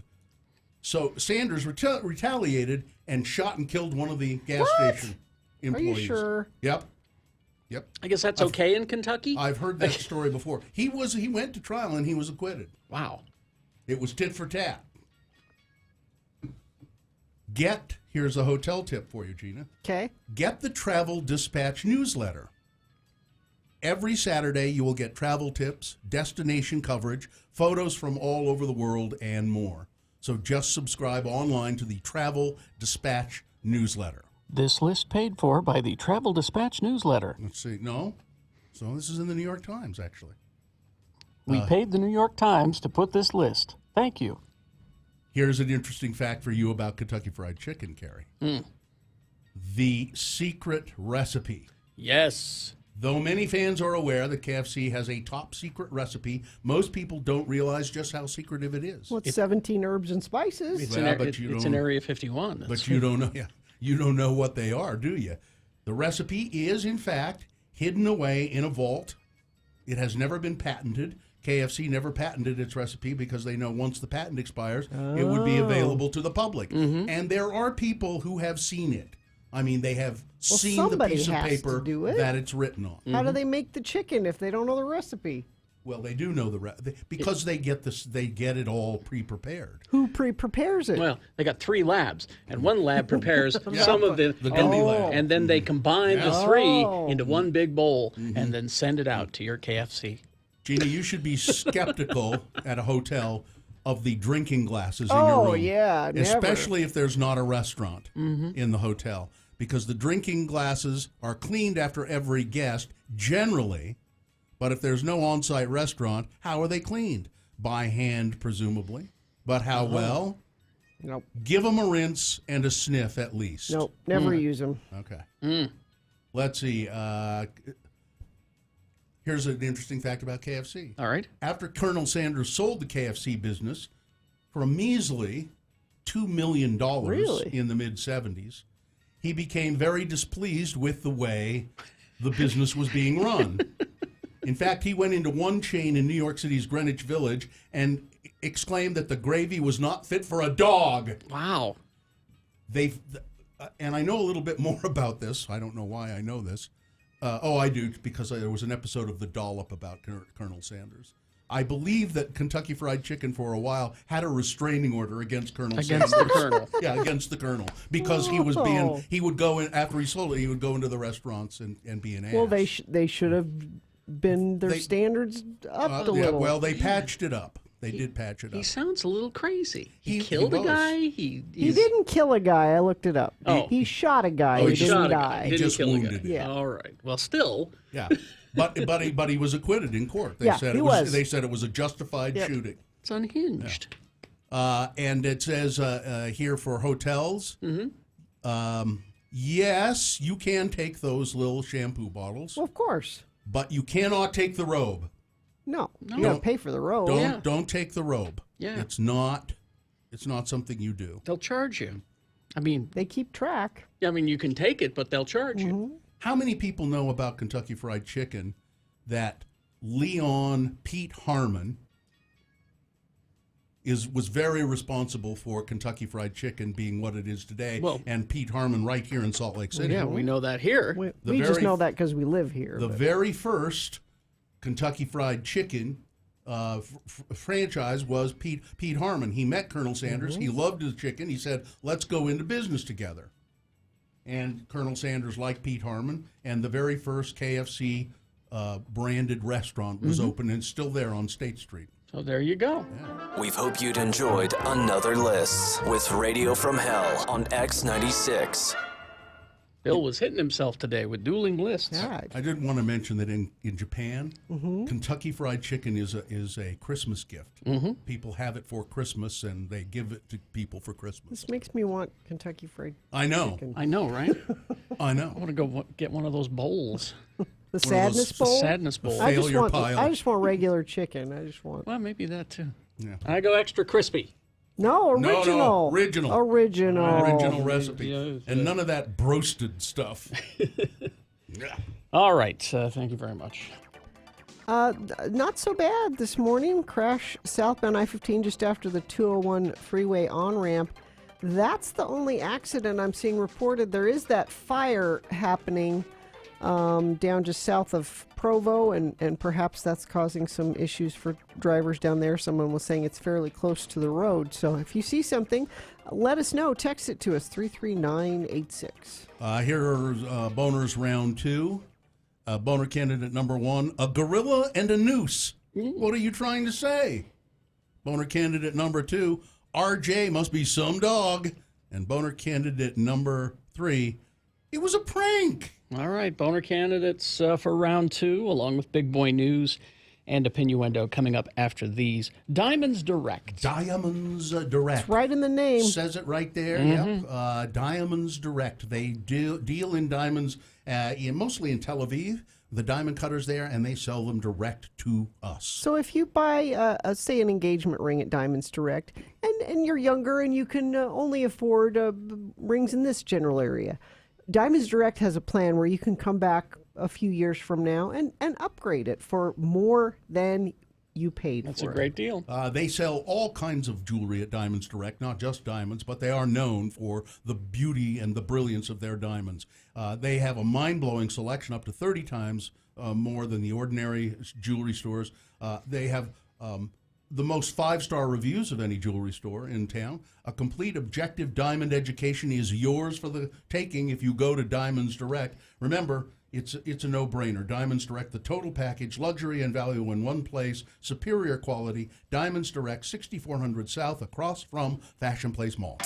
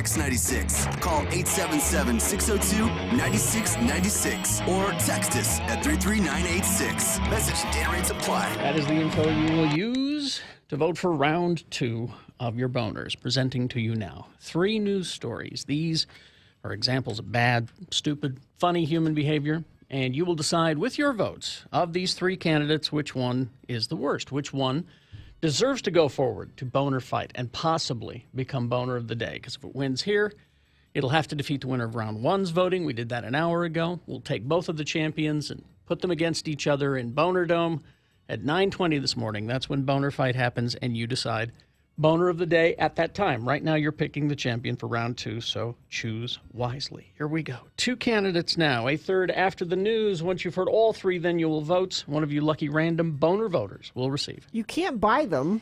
The only way you can get them is by winning them. It's a Radio from Hell boner t-shirt, courtesy of Excel Automotive Repair.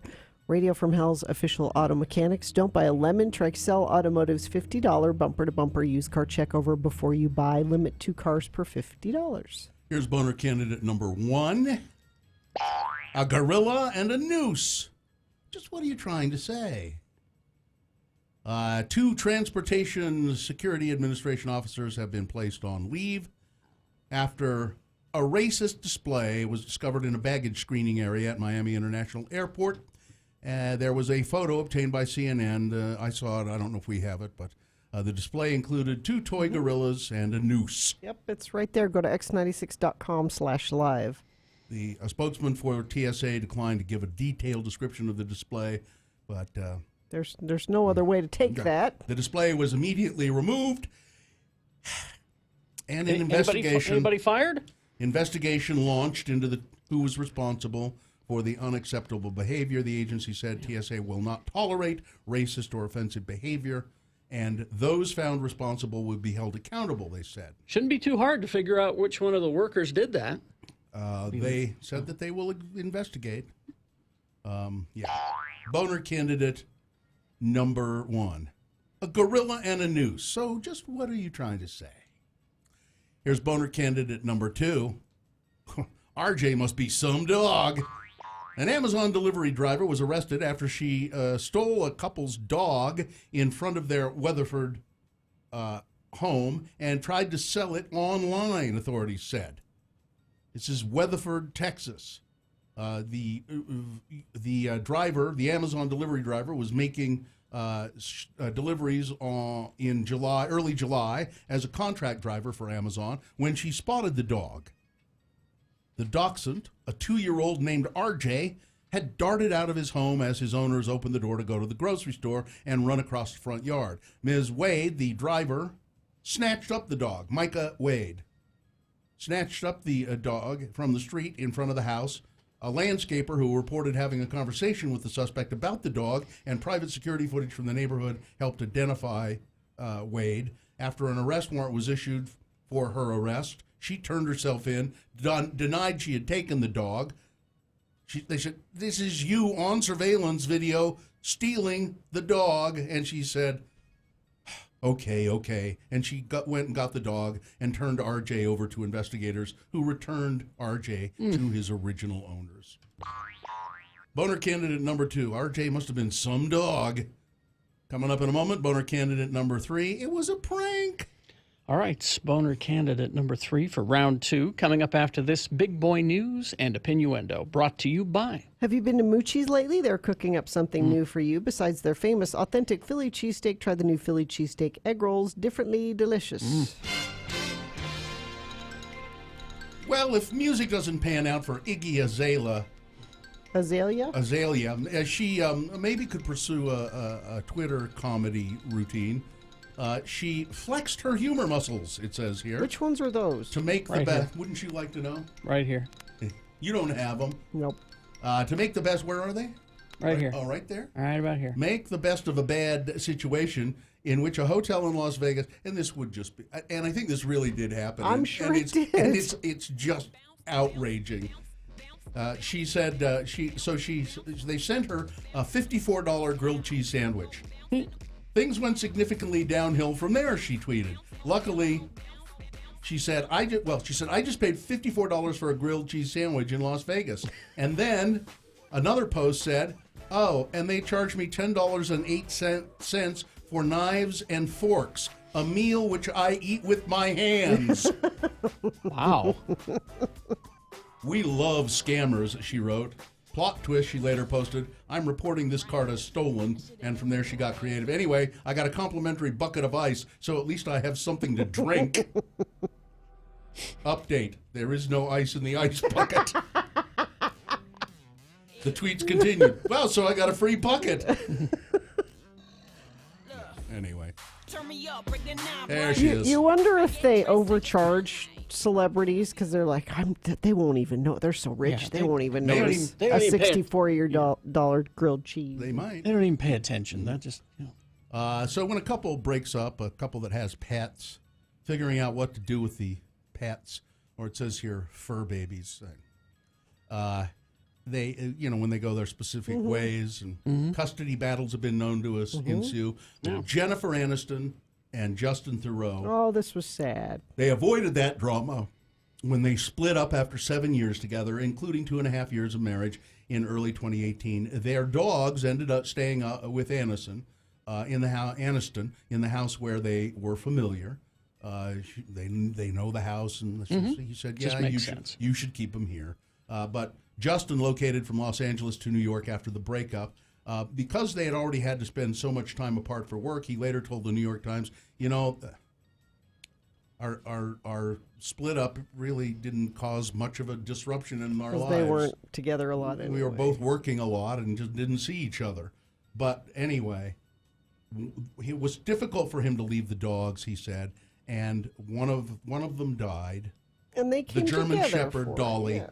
and so they both got together to pay homage to their dog Dolly, and there was just a touching picture of them Yeah. together, and they're walking the other dog, and As it should. yeah, I thought that was nice. Looks like another record year for alcohol sales in Utah. Well done, everyone. Thank you. I appreciate that. Sales of beer, wine, and spirits topped $479 million for fiscal 2018-19, which ended June 30th, according to preliminary numbers presented to the State Liquor Commission.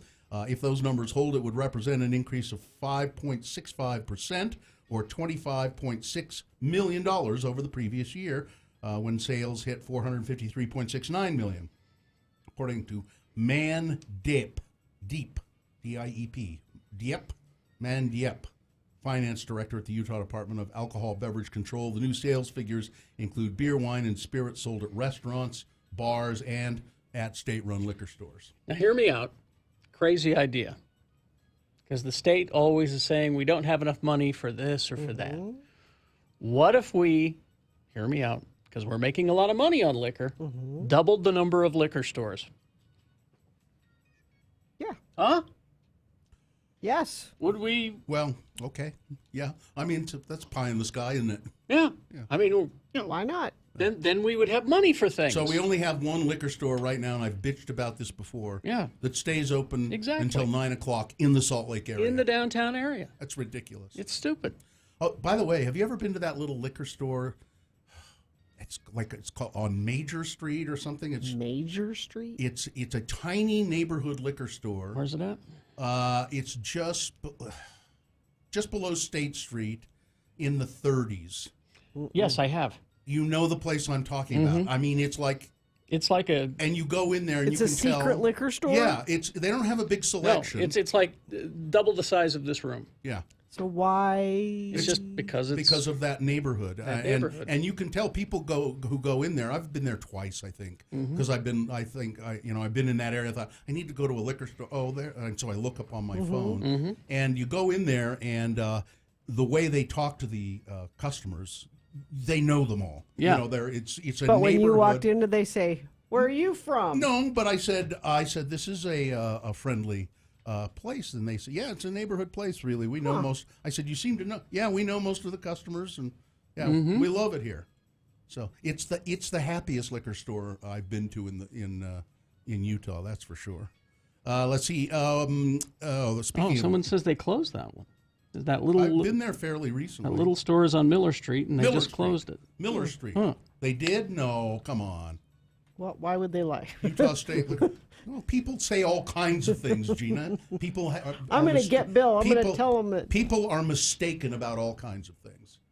A man has reportedly leapt to his death from a 16-story Manhattan rooftop bar. Speaking of drinking, the unidentified man was killed after jumping from the Roger Smith Hotel. He went to the bar, had a drink, walked out to the balcony, and jumped off the building. Ugh. Bizarre. Pronounced dead at the scene. Legislators are mulling tweaks to the marijuana law here, medical marijuana, amid concerns from counties that county employees, health department employees, will face federal retribution by being involved in Utah's marijuana distribution next year. It's a work in progress. It's a moving target, said Senate Majority Leader Evan Vickers of Cedar City, co-sponsor of the bill that set up Utah's medical marijuana program. And what we're really trying to do, and I'm sincere about this, we need to be able to have a medical product in patients' hands as soon as possible. Well, the bill says it's supposed to be by March of next year. So I don't know what they're going to do. It's crazy. John Dillinger, you know who that is? Yes. Famous criminal, bank robber, notorious bank robber, who was gunned down by federal agents outside of a movie theater in Chicago in 1934, is going to be exhumed from an Indiana cemetery in September. Why? The reason is rather mysterious. In keeping with Mr. Dillinger's reputation as a gangster who once slipped out of an Indiana jail, which he did, and evaded capture despite a month-long manhunt across the Midwest. According to a permit issued by the Indiana State Department of Health, Mr. Dillinger's body will be removed from its grave in Crown Hill Cemetery in Indianapolis and apparently reinterred in the same cemetery on the same day. The applicant for the permit is Michael C. Thompson, who is identified as Mr. Dillinger's nephew. The Indianapolis Star reported on Tuesday that the exhumation is related to a History Channel documentary. There have been rumors. First of all, there were always rumors about John Dillinger and the size of his gun. Sure. Yeah, his penis, and there were rumors that have been debunked that it was removed during his autopsy, and there are photos that purport to show that, and it is at the Smithsonian Institution. Not true. That's an urban myth. Okay. But there are rumors that the guy in the grave is not John Dillinger. By the way, this grave is sealed with layers and layers and layers of concrete. And they're going to go? Because they were afraid that there would be grave robbers, that people would try to steal his body after he was buried. He was a hero in some circles, mythological, the bank robber who got away with it, that kind of a guy. And he was reportedly... who played him in the movie? Warren Oates. That's who played him. I don't know why I remember that. A movie called Dillinger, which was pretty good actually. He was fingered by the lady in red. She was mysterious. She was an informant. She was a Kelly LeBrock. She was a She was a she was a prostitute, I believe, but she was also. Because Dillinger had some prodigious appetites. Well, of course. And because he had that big, but she ratted him out to the cop. She said, "I know he's going to we're going to the movies." And so. That's where you can get him. So when we come out of the movie theater, they said, you get away from him quick. Get away from him quick, because we're going to take him down. And they did. He was a pretty interesting guy, too, in that he will manage to elude capture. I don't know why I know so much about Dillinger. I was going to say, you seem to have... He had plastic surgery. After he escaped from an Indiana prison, he had plastic surgery and burned his fingerprints off with acid, dyed his hair, and he was pretty unrecognizable, apparently. He didn't look like the Dillinger that was on all the wanted posters. And he stayed on the lam for quite some time before he was fingered by this woman in red, as they called her. She was. You'll know it's us because he's not that recognizable anymore. But you'll know it's us because I'm wearing a red dress. I'll be wearing a red dress. Why'd she give him up? Money. because money, reward money. Ooh. So there you go, John Dillinger. Pretty interesting. Grave robbing. I thought about that and I thought, wait a minute, why would somebody? And then do you remember this? Charlie Chaplin's body was stolen and held for ransom. Yep. Somebody dug him up in, well, I don't know where he was buried, in England, or was he buried here? I can't remember. I know he's British, but somebody dug up Charlie Chaplin's body and held it for ransom. They were captured, and I don't think any ransom was paid, but weird stuff. Sports, weather, traffic. So Real Salt Lake's had kind of a weird week. Yeah, what's going on? So last week I read a tweet about So last week they had a League Cup. So this isn't like regular MLS action. It was a League Cup game against Tigres. And during the game, that means Tigers, which is weird because that it's Tigers. During the game, a cat ran out onto the field. Uh-oh, that's bad luck. Well, it got in the way, kind of. And there's video of that. If you haven't seen it, you can just Google RSL cat and it will come up. But because of where the cat was, the refs didn't stop play, but the cat was right in the middle of what was going on. Mm-hmm. The Tigres had a shot on goal that was way off, but because they had shot toward the goal, they get a kick after. They get the ball back. Well, Coach Mike Petke was furious about that. Mm-hmm. Also furious about, because of the cat, and it was kind of weird, that you didn't get any extra stoppage time for dealing with all that. He was angry. He's got to play around the cat. Yeah. Okay. And he's from New Jersey. Yeah. Oh, now, Gina, don't unfairly characterize. No, I'm not unfair. I'm saying I think when you're maybe Ed would back me up on this, but I've known people from New Jersey. They kind of relish in their reputation, and they feel very strongly about things. And he got into it with the refs and got a red card. Okay, and he's been suspended for 3 games. Is that right? Fined $25,000. Whoa! And ordered to take anger management classes. Oh man! So very, very strict penalty for Mike Petke. All because he's from New Jersey. It plays a role. It does. Weather, it looks like it might even be raining right now in some places as I look out the window. Thunderstorms possible throughout the day and much cooler. 88 for a high. Traffic, I've got no... 58 minutes was the last time I had an update on accidents. Let me check our message stream, see if anybody sent anything in there now. Nope, don't see anything there. But if you want to send something in and it's safe for you to do so, text it to us 33986. If you're injured in an auto accident, your insurance doesn't think your injuries are justified, advocates are prepared to win. Go to UtahAdvocates.com. All right. Here's boner candidate number 3. It was a prank. Students at an Ohio school were given probation after they played a dangerous so-called prank on their teacher. The art teacher at Starling K-8 school in Columbus, Ohio, made it clear. Her classroom is a banana-free zone. She posted signs outside of her classroom that informed students that she was severely allergic to bananas. Mm-hmm. She asked any student who may have eaten a banana to wash their hands before entering the room. Last November, the teacher nearly died when 3 students smeared a banana on her door and then started throwing bananas at her. Wow. The teacher went into anaphylactic shock in less than 15 minutes. She started to change colors, a school security employee can be heard saying on police body camera video as officers arrived at the school. They gave her 1 EpiPen. It wasn't working. They gave her another EpiPen. Her throat was starting to close up. Her colleagues called 911. She was rushed to the hospital where she recovered. All of the kids know she is deathly allergic to bananas, the employee said. If it touches her, she goes into shock. Officers found a piece of banana under a table after it had hit the teacher's arm and leg. A 13-year-old girl and 2 12-year-old boys were given a sentence of probation. They said it was just a prank. Boner candidate number 3.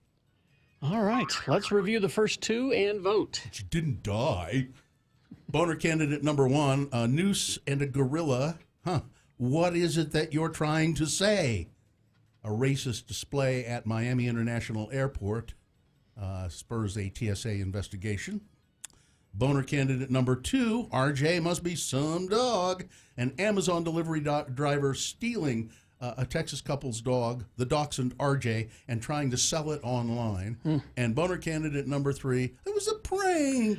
All right, things that must go coming up as well. But right now it's time to vote for round 2 of your boners.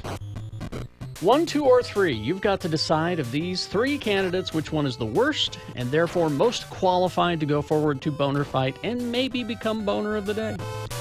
It'll go up against the winner of round 1's voting. We did that an hour ago. We'll take both of the champions and throw them into Boner Dome. 9:20 this morning is when you'll decide boner of the day. That's when boner fight happens. Right now you're picking the champion for round 2. Here we go. 1, 2, or 3. Remember your candidate number, the one that you think should win. Put that number, that single digit, in the message of a text. Text it to 33986. You can call 877-602-9696 or go online, x96.com. Look for the box that says Boner Voting July 31 and vote there. You've got 300 seconds. Let's go. Round 2.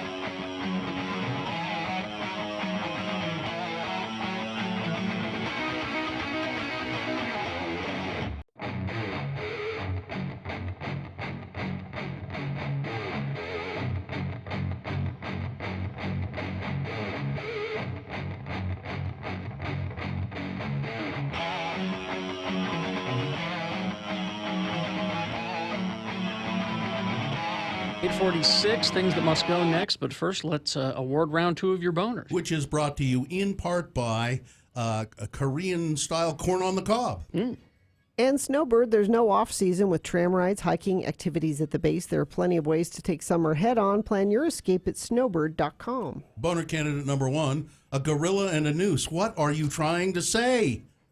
You're trying to let people know you're a racist. That's what you're doing. Boner candidate number 2, RJ must be some dog. An Amazon delivery driver stealing a Texas couple's dachshund named RJ. It's a wiener dog, you know. They tried to sell it online, so it must have been a really nice-looking wiener dog.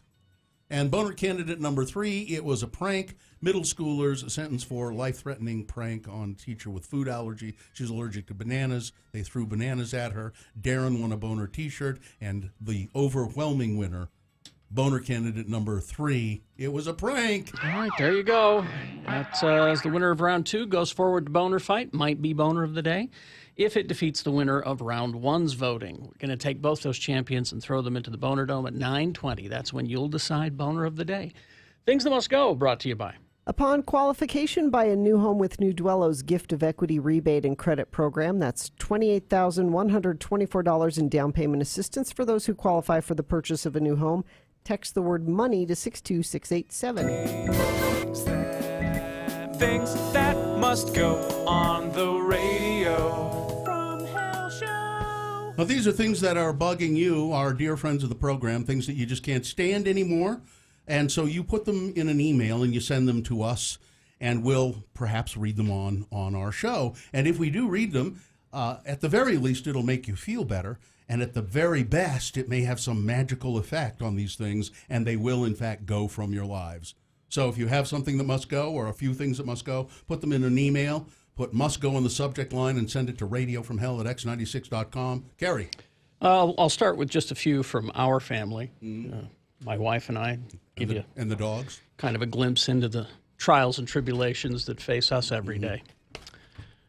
When you break a nail and you have to cut it down, but the other nails aren't quite ready to cut yet, so you have just one nail that's shorter, and it's kind of weird. That is terrible. Isn't that terrible? That must go. This one Carrie. from my wife, not realizing that your toenails are too long until the end of the day, and then your nails are sore from pushing up against your shoes, and so that's a problem. That is terrible. Also, Lyft drivers that think that it's okay to play country music. It is not. Not a happy Or medium. they should ask. They should say. Yeah, never assume. Yeah, they certainly should. Because they're giving you a ride in their car. And Let's see. This one from does not say I can use the name, so I will not. Adults using the word yummy when children are not present. Ooh, that's yummy. All right, there you go. Please use my alias, Anastasia Beaverhausen. After nearly 2 decades in retail, here are my things that must go. People leaving random stuff all over the store. Look, I get that you might have changed your mind about the products you intended to buy, or your kids threw something in the cart that you don't want. But please, just give it to the cashier to be put back instead of dumping it anywhere you please. We already have enough work sorting and restocking returns, but leaving your bag of potato chips on top of the swimsuits just means that I have to work double to collect your crap, sort it and restock it, so don't do that. Asking me to check the back room. Yes, we do have a warehouse that we keep extra stock in, but most of that is just stuff we already have that can't fit on the shelves. Doesn't mean it's an empty shelf with stuff Exactly. in the back. People seem to think that the back room is like the warehouse from Indiana Jones and we're keeping the Ark of the Covenant back there. 90% of the time it's full of products that are already on the floor. After telling a customer that we are out of stock on an item, getting the reply of, "Well, I want it." Look, we all want things we can't have. I want to go on a date with Chris Evans, but that's not going to happen. And finally, apologizing to me when I have to work Thanksgiving or Black Friday. Working retail means I have to make sacrifices during the holidays, and I'm actually fine with that. However, when you tell me, "Oh, I'm sorry you have to work today on Thanksgiving," when you're the one in line at the store making me work, it's like an extra slap in the face. Don't pretend you feel sorry for me. Just smile and say thank you because you know I'm working extra hard on a day that is beyond stressful for me and my teammates. Thank you for letting me rant. Geek Show says hey and take it to the next gear for Jimmy. Gina, I would love to stay seated, but my new job makes me walk about 12 miles a day. Oh, okay. There you go, Adam. Thank you. All right. Let's see, Tony. My things that must go are couples who can't decide on a restaurant to go eat at because of petty lovey-dovey arguing, especially the Canadian ones. All right. Okay. No Canadians were. Canadians. Let's see. I'll go next. I have a couple of my own. Road closed signs when the road is clearly not closed. Yes. I just can't stand it. And there's been a lot of construction on my street lately, and it says road closed. No, it isn't. I can go right through there. Road closed. No, it isn't. And then there's a website that I go to, and there's a message on this website that really pisses me off. It's a website that has recipes on it. Okay. And I'm a member of that. Okay. I pay for a membership to get these recipes. But there's a little banner ad there that pops up every time I go to log in that says, here's a new thing, and you can click here if you want, or click here. No thanks. I don't want free recipes. They're trying to shame me. Yes, that's exactly what it is. It's even worse. It says, I don't want to save money. Yeah, no, it says, no thanks. I don't care about free recipes. It tries to shame me into it. And then finally, I have this belt buckle. I have a belt, and the buckle on it is detachable, and it kind of clamps down on the belt, and it has the tendency to fall off sometimes when the belt is unbuckled. And yesterday I was standing at a toilet, and I was doing my and the belt buckle fell off into the toilet. No. I'm usually careful with it, because I know it has the tendency to do that. But I somehow was not holding on to it. Kalunk. Oh. That's just great, I said, as I looked down into the yellow water and had to retrieve the belt buckle. Sounds like you need a new belt. I like the belt's great, but this one, please do not use my name. The person that sets the thermostat in the bathroom at work to 95 degrees must go. The bathroom on the second floor of Building 5 at Myriad Genetics is constantly set to 95 degrees. So when you walk in there, it's 78 degrees. So whenever I see this, I turn it down to a normal temperature. Who the hell is this monster? This one, feel free to use my name. It's Chris. I work in sales. One of the ways we obtain leads is via our website. If a potential customer is interested in our product, they can enter their name and contact information because they like free recipes, including contact preferences like phone, so forth and so on. What must go are the people who hang up on me when I call them. You asked me to call you. You put your name in there. You gave me your phone number, and then you hang up. Lords and ladies, I love you all, but at the end of the day, it's like this. Make mine a double, please. Best, Chris. All right, that's it. Gina? Good morning, lords and milady. There's a man at my work who's repeatedly complained about girls wearing clothing that's too revealing. In 2 instances I'm aware of, management and HR both agreed that the clothing wasn't too revealing or unprofessional, yet they still proceeded to, quote, talk to these women and tell them that it was and that they shouldn't wear those clothes again. This is because we have a policy of catering to the person that, quote, feels uncomfortable, in this case, the misogynist who reported them. So in turn, these women have been made to feel embarrassed and demeaned all at once because a guy couldn't handle it. This is why women feel uncomfortable in the workplace. This must go. I'm vouching for both women when I tell you they neither dressed unprofessionally nor wore too revealing of clothing. Unfortunately, these women just violated the unwritten company policy of being too attractive for this jerk to handle. And that's probably what it is. That's exactly it. Control yourself, sir. Saddest of all is that after this most recent episode, the woman who, quote, was talked to quit. It's an absolute shame. I know we're running out of time, so I will just skip to this one. Love your show. Listen all the time. I'm on vacation, so I have some must-goes saved up. News reporters that put everything in the present tense. Instead of saying he confronted the police officer, they say he confronts the police officer. It's already happened. People who have campfires in their backyard downtown. It's nice in the summer to open your window at night to enjoy fresh air, but when one's neighbor has a campfire burning, it doesn't smell good. We don't want to smell campfires. That's why we live downtown. Go to the mountains if you want a campfire. That's good?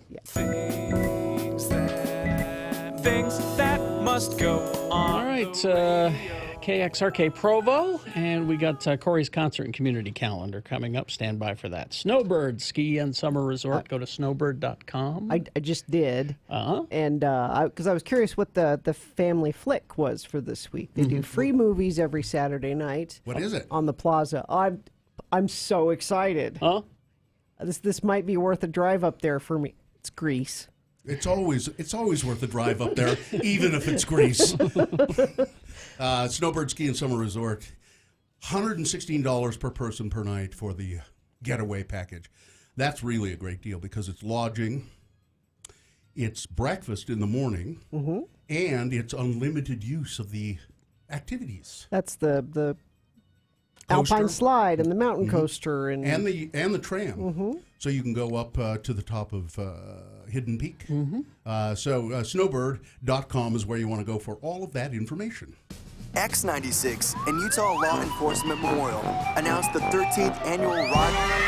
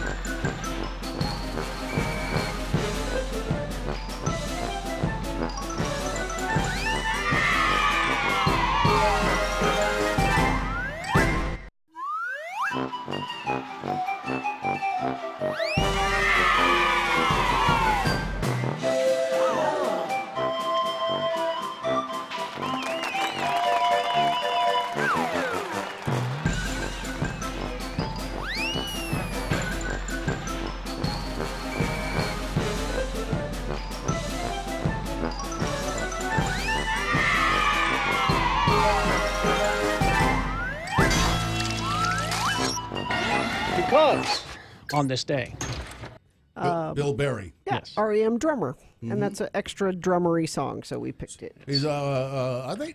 Didn't I hear that they were sort of doing stuff again are thinking about it. or back together? No, We'll let you know who'll let you know if they come to town. Corey. Corey. This is sponsored, Corey. It is time. It is sponsored. It's brought to you by Live Nation, of course. Dave Chappelle and Joe Rogan this Saturday night at USANA. Tickets are on sale now at Smith Tix. You can check out livenation.com for all the shows coming to Salt Lake. It's Corey O'Brien here with the community and concert calendar. He's also on the radio, like right after us. Right after. And you can get all of the things he's talking about at x96.com, or you can have it texted to you if you just text the word events to us at 33986. Exactly. Now, tonight, I just stay home and get a little rest, catch up on Orange is the New Black, watch the Irishman trailer over and over and over again. Is that good? It looks good. Yeah, does it? I haven't seen it yet. Looks really good. So tomorrow, though, you've got Real Big Fish and Bowling for Soup. We'll be at the Depot. Young the Giant will be at the Galvin Center for Salt Lake Twilight. Slipknot will be at USANA Amphitheater. Now watch it in the mosh pit. You guys don't get too Gotta carried watch away. out. Because Corey Taylor, is that his last name? Yeah, I think? Corey Taylor. Yeah, he'll stop the show. He'll take that mask right off and come down into that crowd. I'm coming down there. I like his mask is like they all got new masks this year in Slipknot. They all chipped in. Well, and they it's get a little just smelly clear, after a while. It's just a clear mask. It's They had to get some new skins. Yeah. Also, the 5th annual Ogden Pride Festival kicks off tomorrow. Oh. And I just like the idea of this. We lost outdoor retailers, but we do have the 47th annual National Flute Association Convention. Wow. I'm sure that makes up for every penny. Flautists All from the flautists. all over the country. I just like the idea of them running amok downtown. Flouting. Starting things over at Cheers, moving on to Gracie's, just getting into it. This is not a piccolo. Is that a piccolo? This is a flute. A recorder? Go out with your recorder and see what happens, Gina. Yeah. You see what happens. Like a gang fight. It's going to be exciting. Here we go.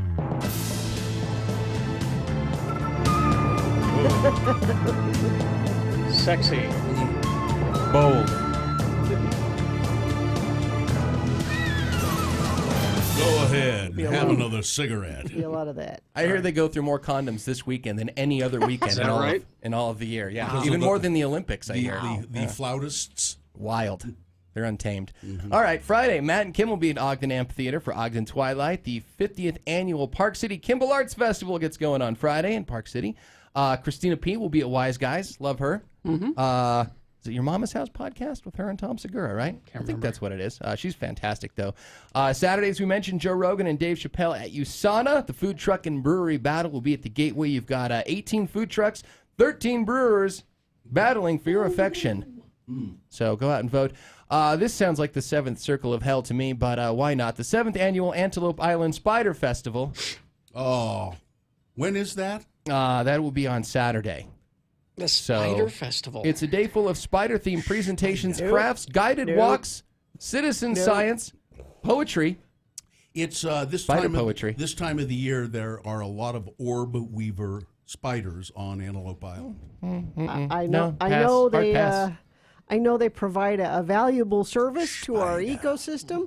I don't want to be anywhere near them. I'm sorry, Gina, but you are. I don't There want is a to. spider within 20 feet of you right now. I heard it was somewhere. 7 before. Is it 7 7 feet? I know hope to God it's 20, but anyway. It is. It's there. There are spiders lurking even as we speak Great. around this room. If that's not enough for you, Punishment at the Peak at Deseret Peak Complex.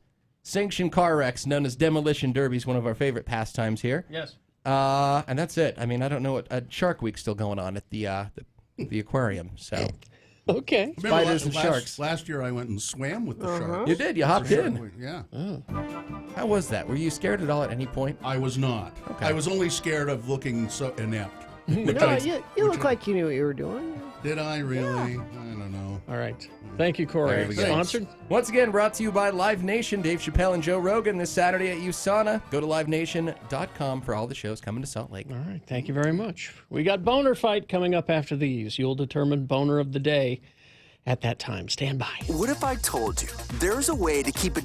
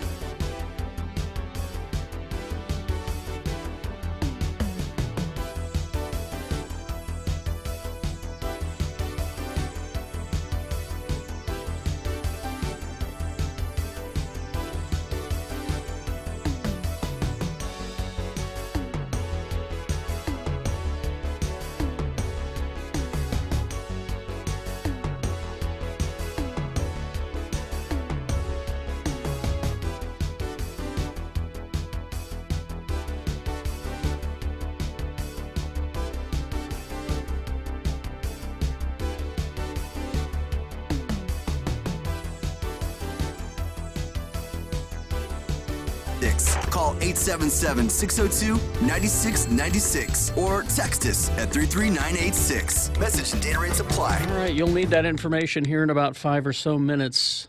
That's when Boner Fight will happen, and you'll need to decide who is Boner of the Day. Right now, a reasonable amount of news brought to you by The Honda Giant. Stockton 12 Honda in Sandy. Find your Honda at stockton12honda.com. All right, thank you. Well, it's never too early to be thinking about Halloween. Well, yeah. It's not right around the corner, but it's soon. Really. Listen, for Utah, believe me, they've started planning. Oh, I know. Believe me. Yep. I know. So get your taste buds ready for this Halloween sensation. Okay. Pumpkin flavored Kit Kat. I'm listening. Some of your favorite candy bars already have their calendars flipped to October. Hershey's is innovating with some of their classic chocolate candies by giving them an autumn twist. And, you know, last time somebody gave me an autumn twist, my nipple hurt for a week. Kit Kat, layering up for fall with a flavor that will transport you straight to the Thanksgiving table, a pumpkin pie flavored Kit Kat. It says on the wrapper, flavor, natural and artificial flavors. Mostly. Available nationwide starting tomorrow. Kit Kat pumpkin pie takes the classic wafers and doses them with a generous amount of pumpkin pie flavored cream, enveloping the entire treat in orange colored chocolate, catering to pumpkin pie or pumpkin spice lovers everywhere. I think the pumpkin spice gets a little overboard. I'll bet that's around why this time of year, I'll bet but- that's why they named it pumpkin pie instead of pumpkin spice, because you say pumpkin spice and people go, Enough with the I'm done pumpkin over spice. there. Yeah. The new candy, apparently they did it back in 2017, but only sold at one place, a single retailer. I don't know I'd who. try it. I will. Yeah, me too. They will be available for a limited time only starting tomorrow. Hershey's is also working on some other treats that'll be released in the coming months that are Halloween inspired. You'll be able to buy a Reese's pumpkin stuffed with Reese's Pieces, a Halloween assortment skull bowl, perfect for Halloween night, full of mini Reese's, Hershey's, Mr. Goodbar and Crackle, and Hershey's Kit Kat and Reese's candies with glow-in-the-dark wrappers. There you go. Okay. So that's I'm getting excited. No, I don't. Katie's nodding. Yeah. She's a candy and Halloween fan, so. This just came to me from the BBC. Former U.S. President Ronald Reagan described African delegates to the UN as monkeys. Yeah, in saw a that newly yesterday. unearthed tape published by a U.S. magazine. It says here he made the comment in a 1971 telephone call with then President Richard M. Nixon. Mr. Reagan, I was governor of California when I made this call, you know. Please, Saint Reagan, as he's known by the GOP. St. Reagan, and I was pretty angry that the African delegates at the UN had sided against the U.S. in a vote, and so I did. I have to admit, I called them those monkeys from those African countries. Damn them. Great. They're still uncomfortable wearing shoes, I Great. said. Well, I agree with you there, Ron. Yeah. Kamala Harris and Joe Biden Tonight. Joe Biden holding his lead over the rest of the Democratic field as 20 presidential candidates gather in Detroit this week for their second round of primary debates. Some polls have him as much as 19 points ahead of anybody else. He gained 34% support from likely Democratic primary voters. But don't worry, those of you who don't think Joe Biden would be a good president, don't worry. He'll figure out a way to screw this up. I hope. He will figure out a Carrie, way. don't say that. Just I know. It doesn't matter. I mean, I'm pulling for Kamala. I really am. She's right now, she's my favorite, and so is Cory Booker. But it doesn't matter who the whoever it nominee is. is. That's who I will be voting I for. wish I were more excited about somebody. I wish. You don't have any? No, I love Kamala. I love Mayor Pete. I like Elizabeth Warren I like better Elizabeth and better. Warren. Better and She's better. been But doing great. I'm not jumping up and down about anybody. Well, but it's early. Like I said, it doesn't matter. Whoever the nominee is, that's who we're voting for.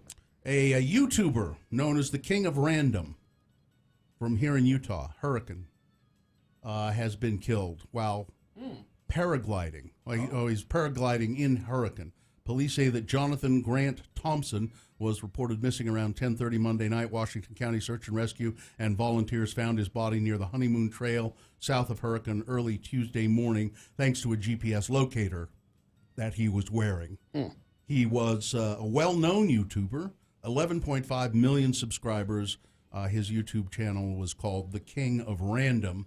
He was in the news a while ago. He is part of the police discovered some like dynamite or something in his backyard. Remember that? And he said he was using it for one of his YouTube videos for an experiment, and I think it was dynamite or gunpowder. And he wasn't charged with the crime ultimately, but there was some neighborhood brouhaha about that. And a young woman named Greta Thunberg.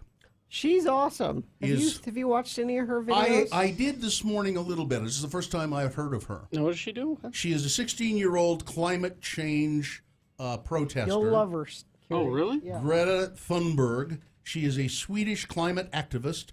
She will be coming to the United Nations Summit on global warming, but she does not fly. She won't fly because of what jets do to the atmosphere. She's committed. Wow, that is. She will be taking a boat.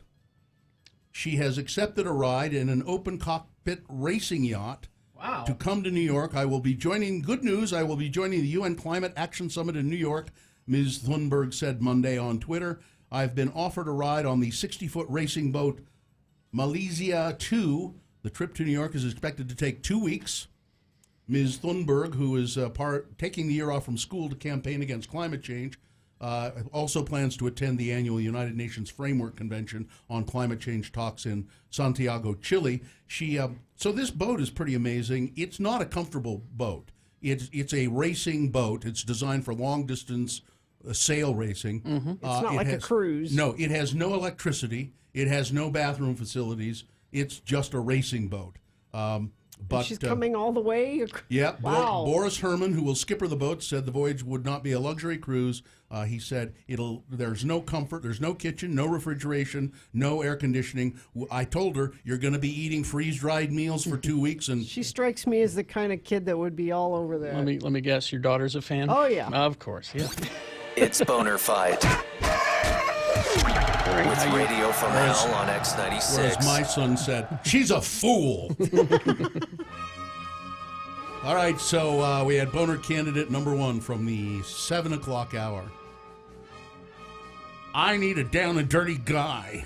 An anti-LGBTQ Republican lawmaker in Tennessee. He has resigned from his post. He says to spend more time with his family. Yeah, care for his son, business practices, and so forth. No, he's been discovered to be on Grindr, and one of the messages he said on Grindr is, there are pictures of scantily clad. Oh, there's one of him. Oh, really? His naked torso and genitals. Oh boy. And it says, I need a down and dirty guy. Okay. That's number 1. Going up against number 2, it was a prank. The middle school students who they knew that their teacher was deathly allergic to bananas. So what did they do? They threw bananas at her and smeared bananas around the classroom, and she almost died. That's number 2. All right, you've got to decide. Of these 2 candidates, which one is the worst? Which one deserves to be Boner of the Day? 1 or 2? Remember your candidate number, the one that you think should win. Put that number, that single digit, in the message of a text. Text that to 33986. Or you can call 877-602-9696. Use your voice. Or go online, x96.com. Look for the box that says Boner Fight July 31, 2019, and vote there. If you don't see that box, refresh. It should appear. You've got less than 300 seconds. Here we go. It's Boner of the Day.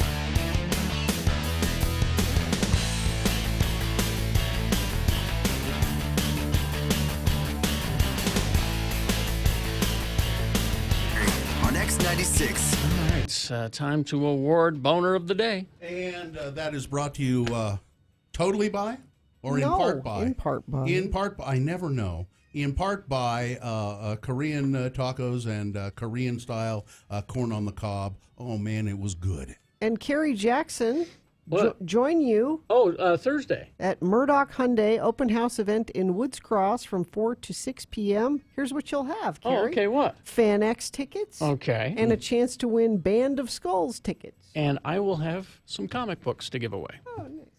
So we had boner candidate number 1 for the boner fight. It was I need a down and dirty guy. That was number 1.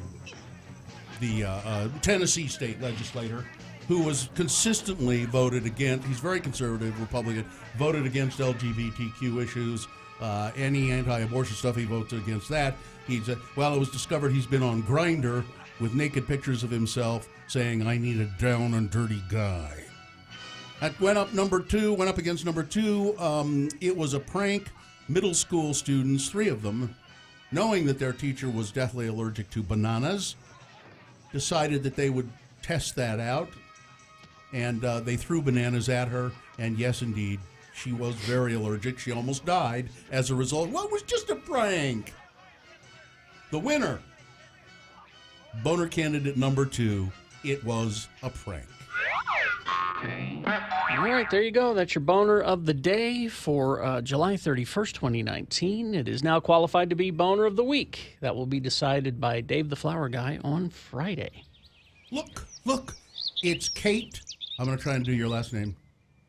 Lingal Cowand. Yes, correct. And she brought birds with her. Whenever she appears. I wish I did. Kate is the curator of exhibits at Tracy Aviary. Yeah. And we met Kate when we did our show there a couple of months ago. Yes, and you do a wonderful job. Yes. Oh, with thank you. with the exhibits there. I loved the story, by the way, about your raven that escaped and was over at the Attorney could have General's. planned that better. Yeah. But yeah, Yeah. everything ended up really great.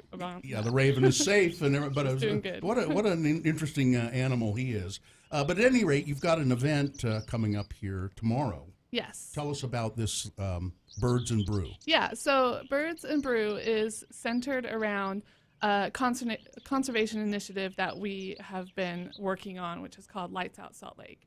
And basically, most birds migrate at night, but they deal with a lot of light pollution when they're migrating through cities. Oh, wow. It causes them to actually collide with windows and get lost within the city, and they either die or get lost, and it's terrible. Yeah. Why do we have to make things so hard for birds? I know, especially for those small little 40-ground birds, like migrating such a long distance. Every once in a while, we'll have a bird crash into this window. Well, if you go to Birds and Brew, you'll find out how you can avoid that from okay. happening. So not only can you go and drink beer from Fisher Brewing Company, we'll have lemonade, lavender cocktails, but we'll also have different booths educating people on how you can take the pledge to help birds migrate.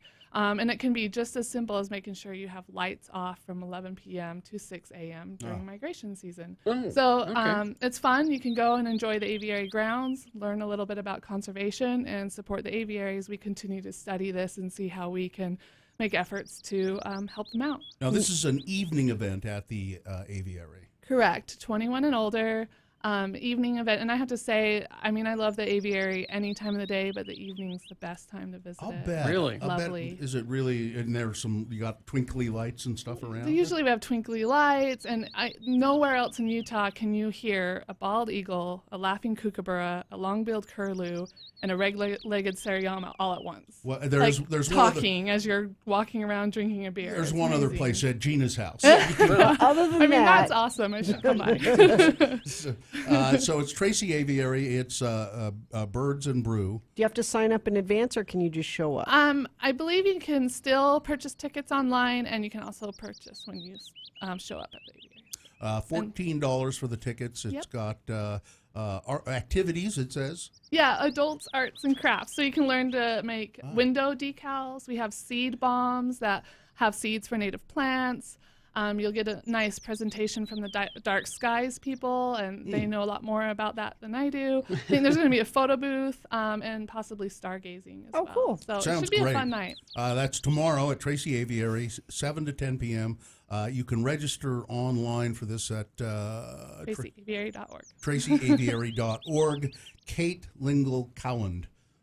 You do a wonderful job, and the aviary has just gotten, I think, over the last 5 years or so, 6 years, just gotten better and better. They've improved really it and has. improved Yeah. it, and It looks great down there. Oh, And thank that you. We're new really area proud that of you it. built, it's just terrific. Carrie, can we Lovely just have place. birds in the background always? Isn't it Yeah. nice? instead of It's the very music. soothing. It's nice. I have a hummingbird feeder outside my window, and Wonderful. I just love, man, those little suckers will drink a lot of hummingbird. I just make it with granulated sugar and water, and they just will drink that stuff down like, I can't believe how fast it goes. Yeah, and we also have conservation projects that support broad-billed hummingbirds. So if you want to help them out, you can join our conservation team and do volunteer nice. with that. So we're birds all the time. Our friend Dr. Paul White, on his Twitter feed, he gives the occasional update. He has a hummingbird nest on his porch. Oh, really? Yeah, up in the eaves of his porch, and every year he gives regular updates on how the hummingbirds are doing. That's great. I love So it. now, maybe you don't know the answer to this. So if they nest here, I know they also migrate.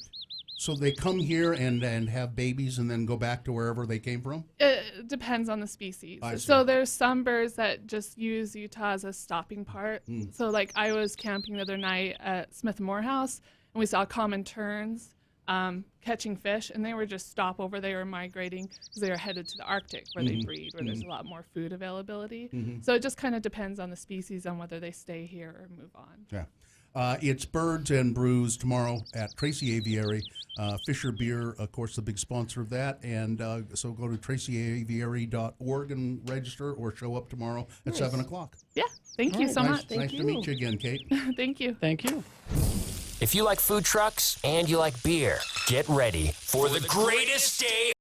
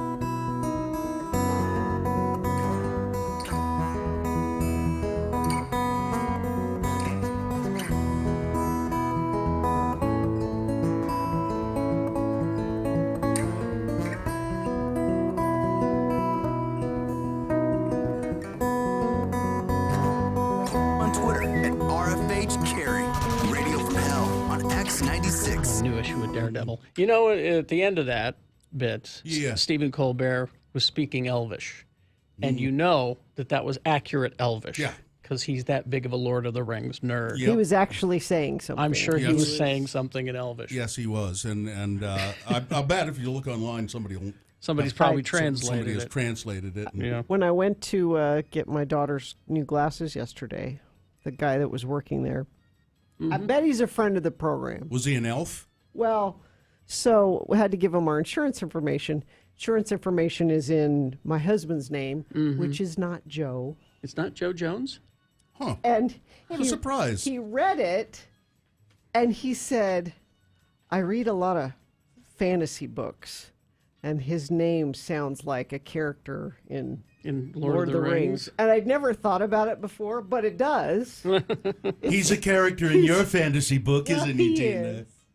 But it's I was it's doing it for kinda- you. Thank you. It's just odd enough that you could see it like in, He's your mighty orc slayer. Yes. I am really looking forward to that Carnival Row show. The fairies in it. And oh man, that looks so cool. I can't, and I think it doesn't start clear till the end of August. Yeah, sometime in August. I don't know exactly when, but sometime in August. Is it on Netflix? I can't remember now. It's on Prime. Prime? I think. Yes, you're right. It is on Prime. Yes. And it just looks... I got really wrapped up, even though it was kind of stupid. Well, it's pretty stupid in that Penny Dreadful show, which had some similar elements to it. Was it a carnival? Huh? Was Penny Dreadful a carnival? No, and neither is this, as far as I can tell. It's not a carnival.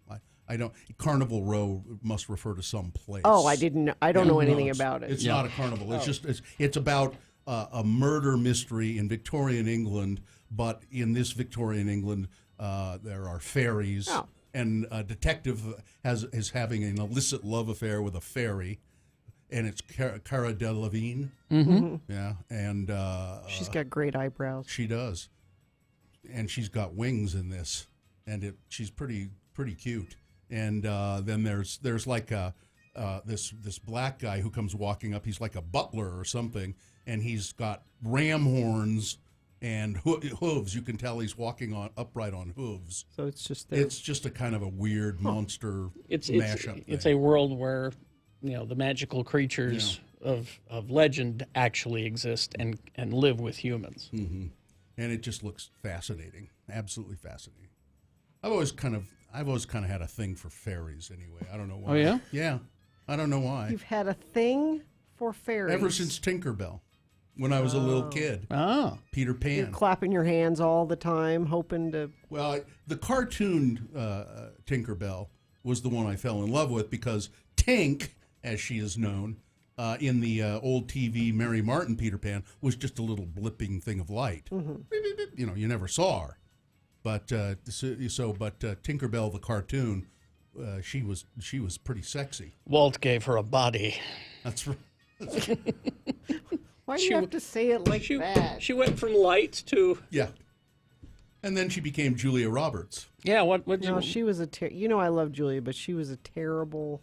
That was a terrible movie. Although my kids, Hook with Dustin Hoffman as Captain Hook, my kids loved that movie. Still, occasionally, for nostalgia, they will pull it out and watch some of it.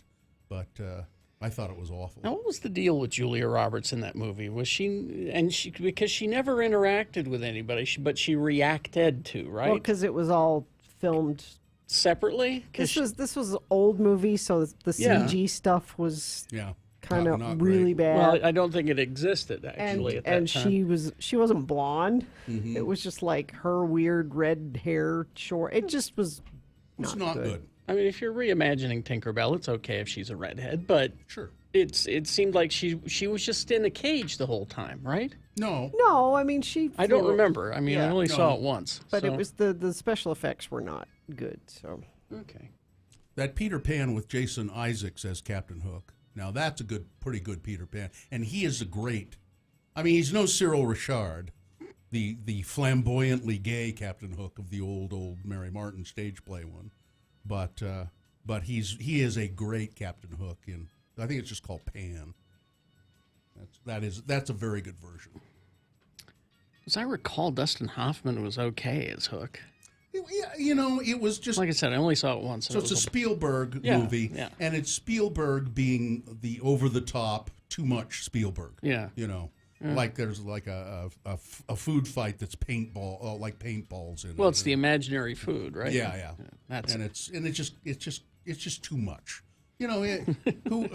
Katie's vehemently disagreeing with you About what? about Hook. She Well, You loves like Hook. her? Okay. You all right. probably saw it when you were a little kid. That's why. If you see, I was an adult watching it, going, no, it's too long. It's too long. But you have a thing for fairies, but because it's Julia Roberts, you don't like it. Well, I know she's okay. I mean, I don't even think I knew who Julia Roberts was at the time. Was that one of her Yeah, really? you did.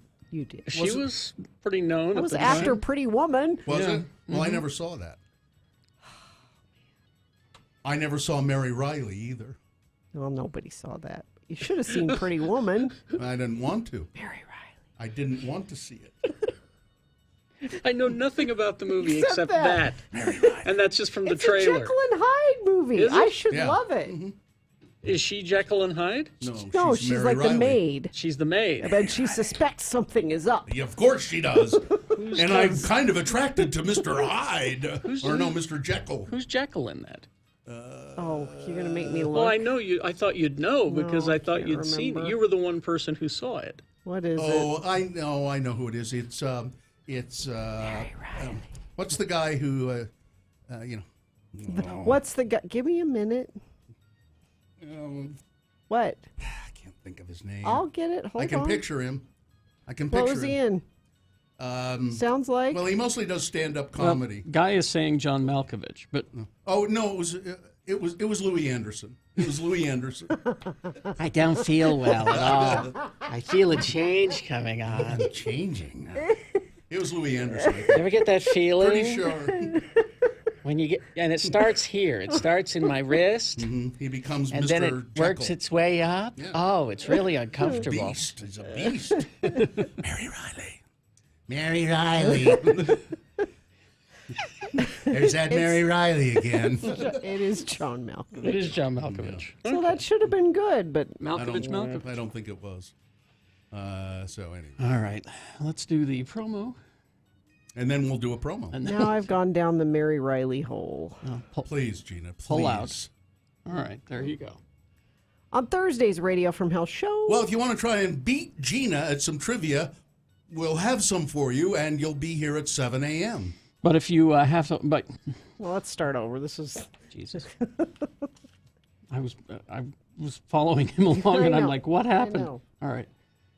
on Thursday's Radio from Hell show. Well, if you want to try and beat Gina at some trivia, you'll want to be here at around 7 a.m. But you have to offer Gina a prize if you want to play. And Sean Means will be here with his movie reviews at 8 a.m. There will be more on Thursday's Radio from Hell show on X96.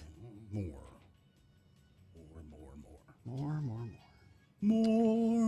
Let's see. Do we want to do this here? Well, let's do it after we get off. Okay. Let's see. Well, maybe we should do it now. Because we it'll- can tell everybody about it as we do it. Okay. You want to do that? We can. If we got time? Yeah. This is a promo that will be running later on as well, but let's, I haven't read through it. Let's see. All right. Yeah. Ready? Yeah.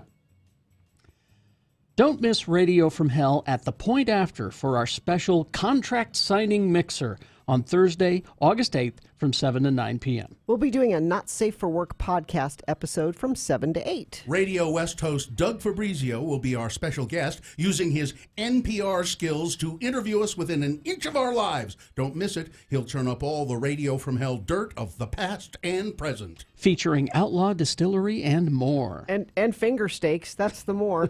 Go to x96.com, click on the rotating banner with the picture of the signing contract, and follow the steps to register. There are only 200 spots available, so make sure to register right this minute. X96. There we go. Good enough? Yeah. All right. Now we're done. Now we're done. Now. All right. We got all of our business taken care of? I think so. Live long and prosper, bitches. Don't you know who I am? Cats don't have boobs. Corey is next.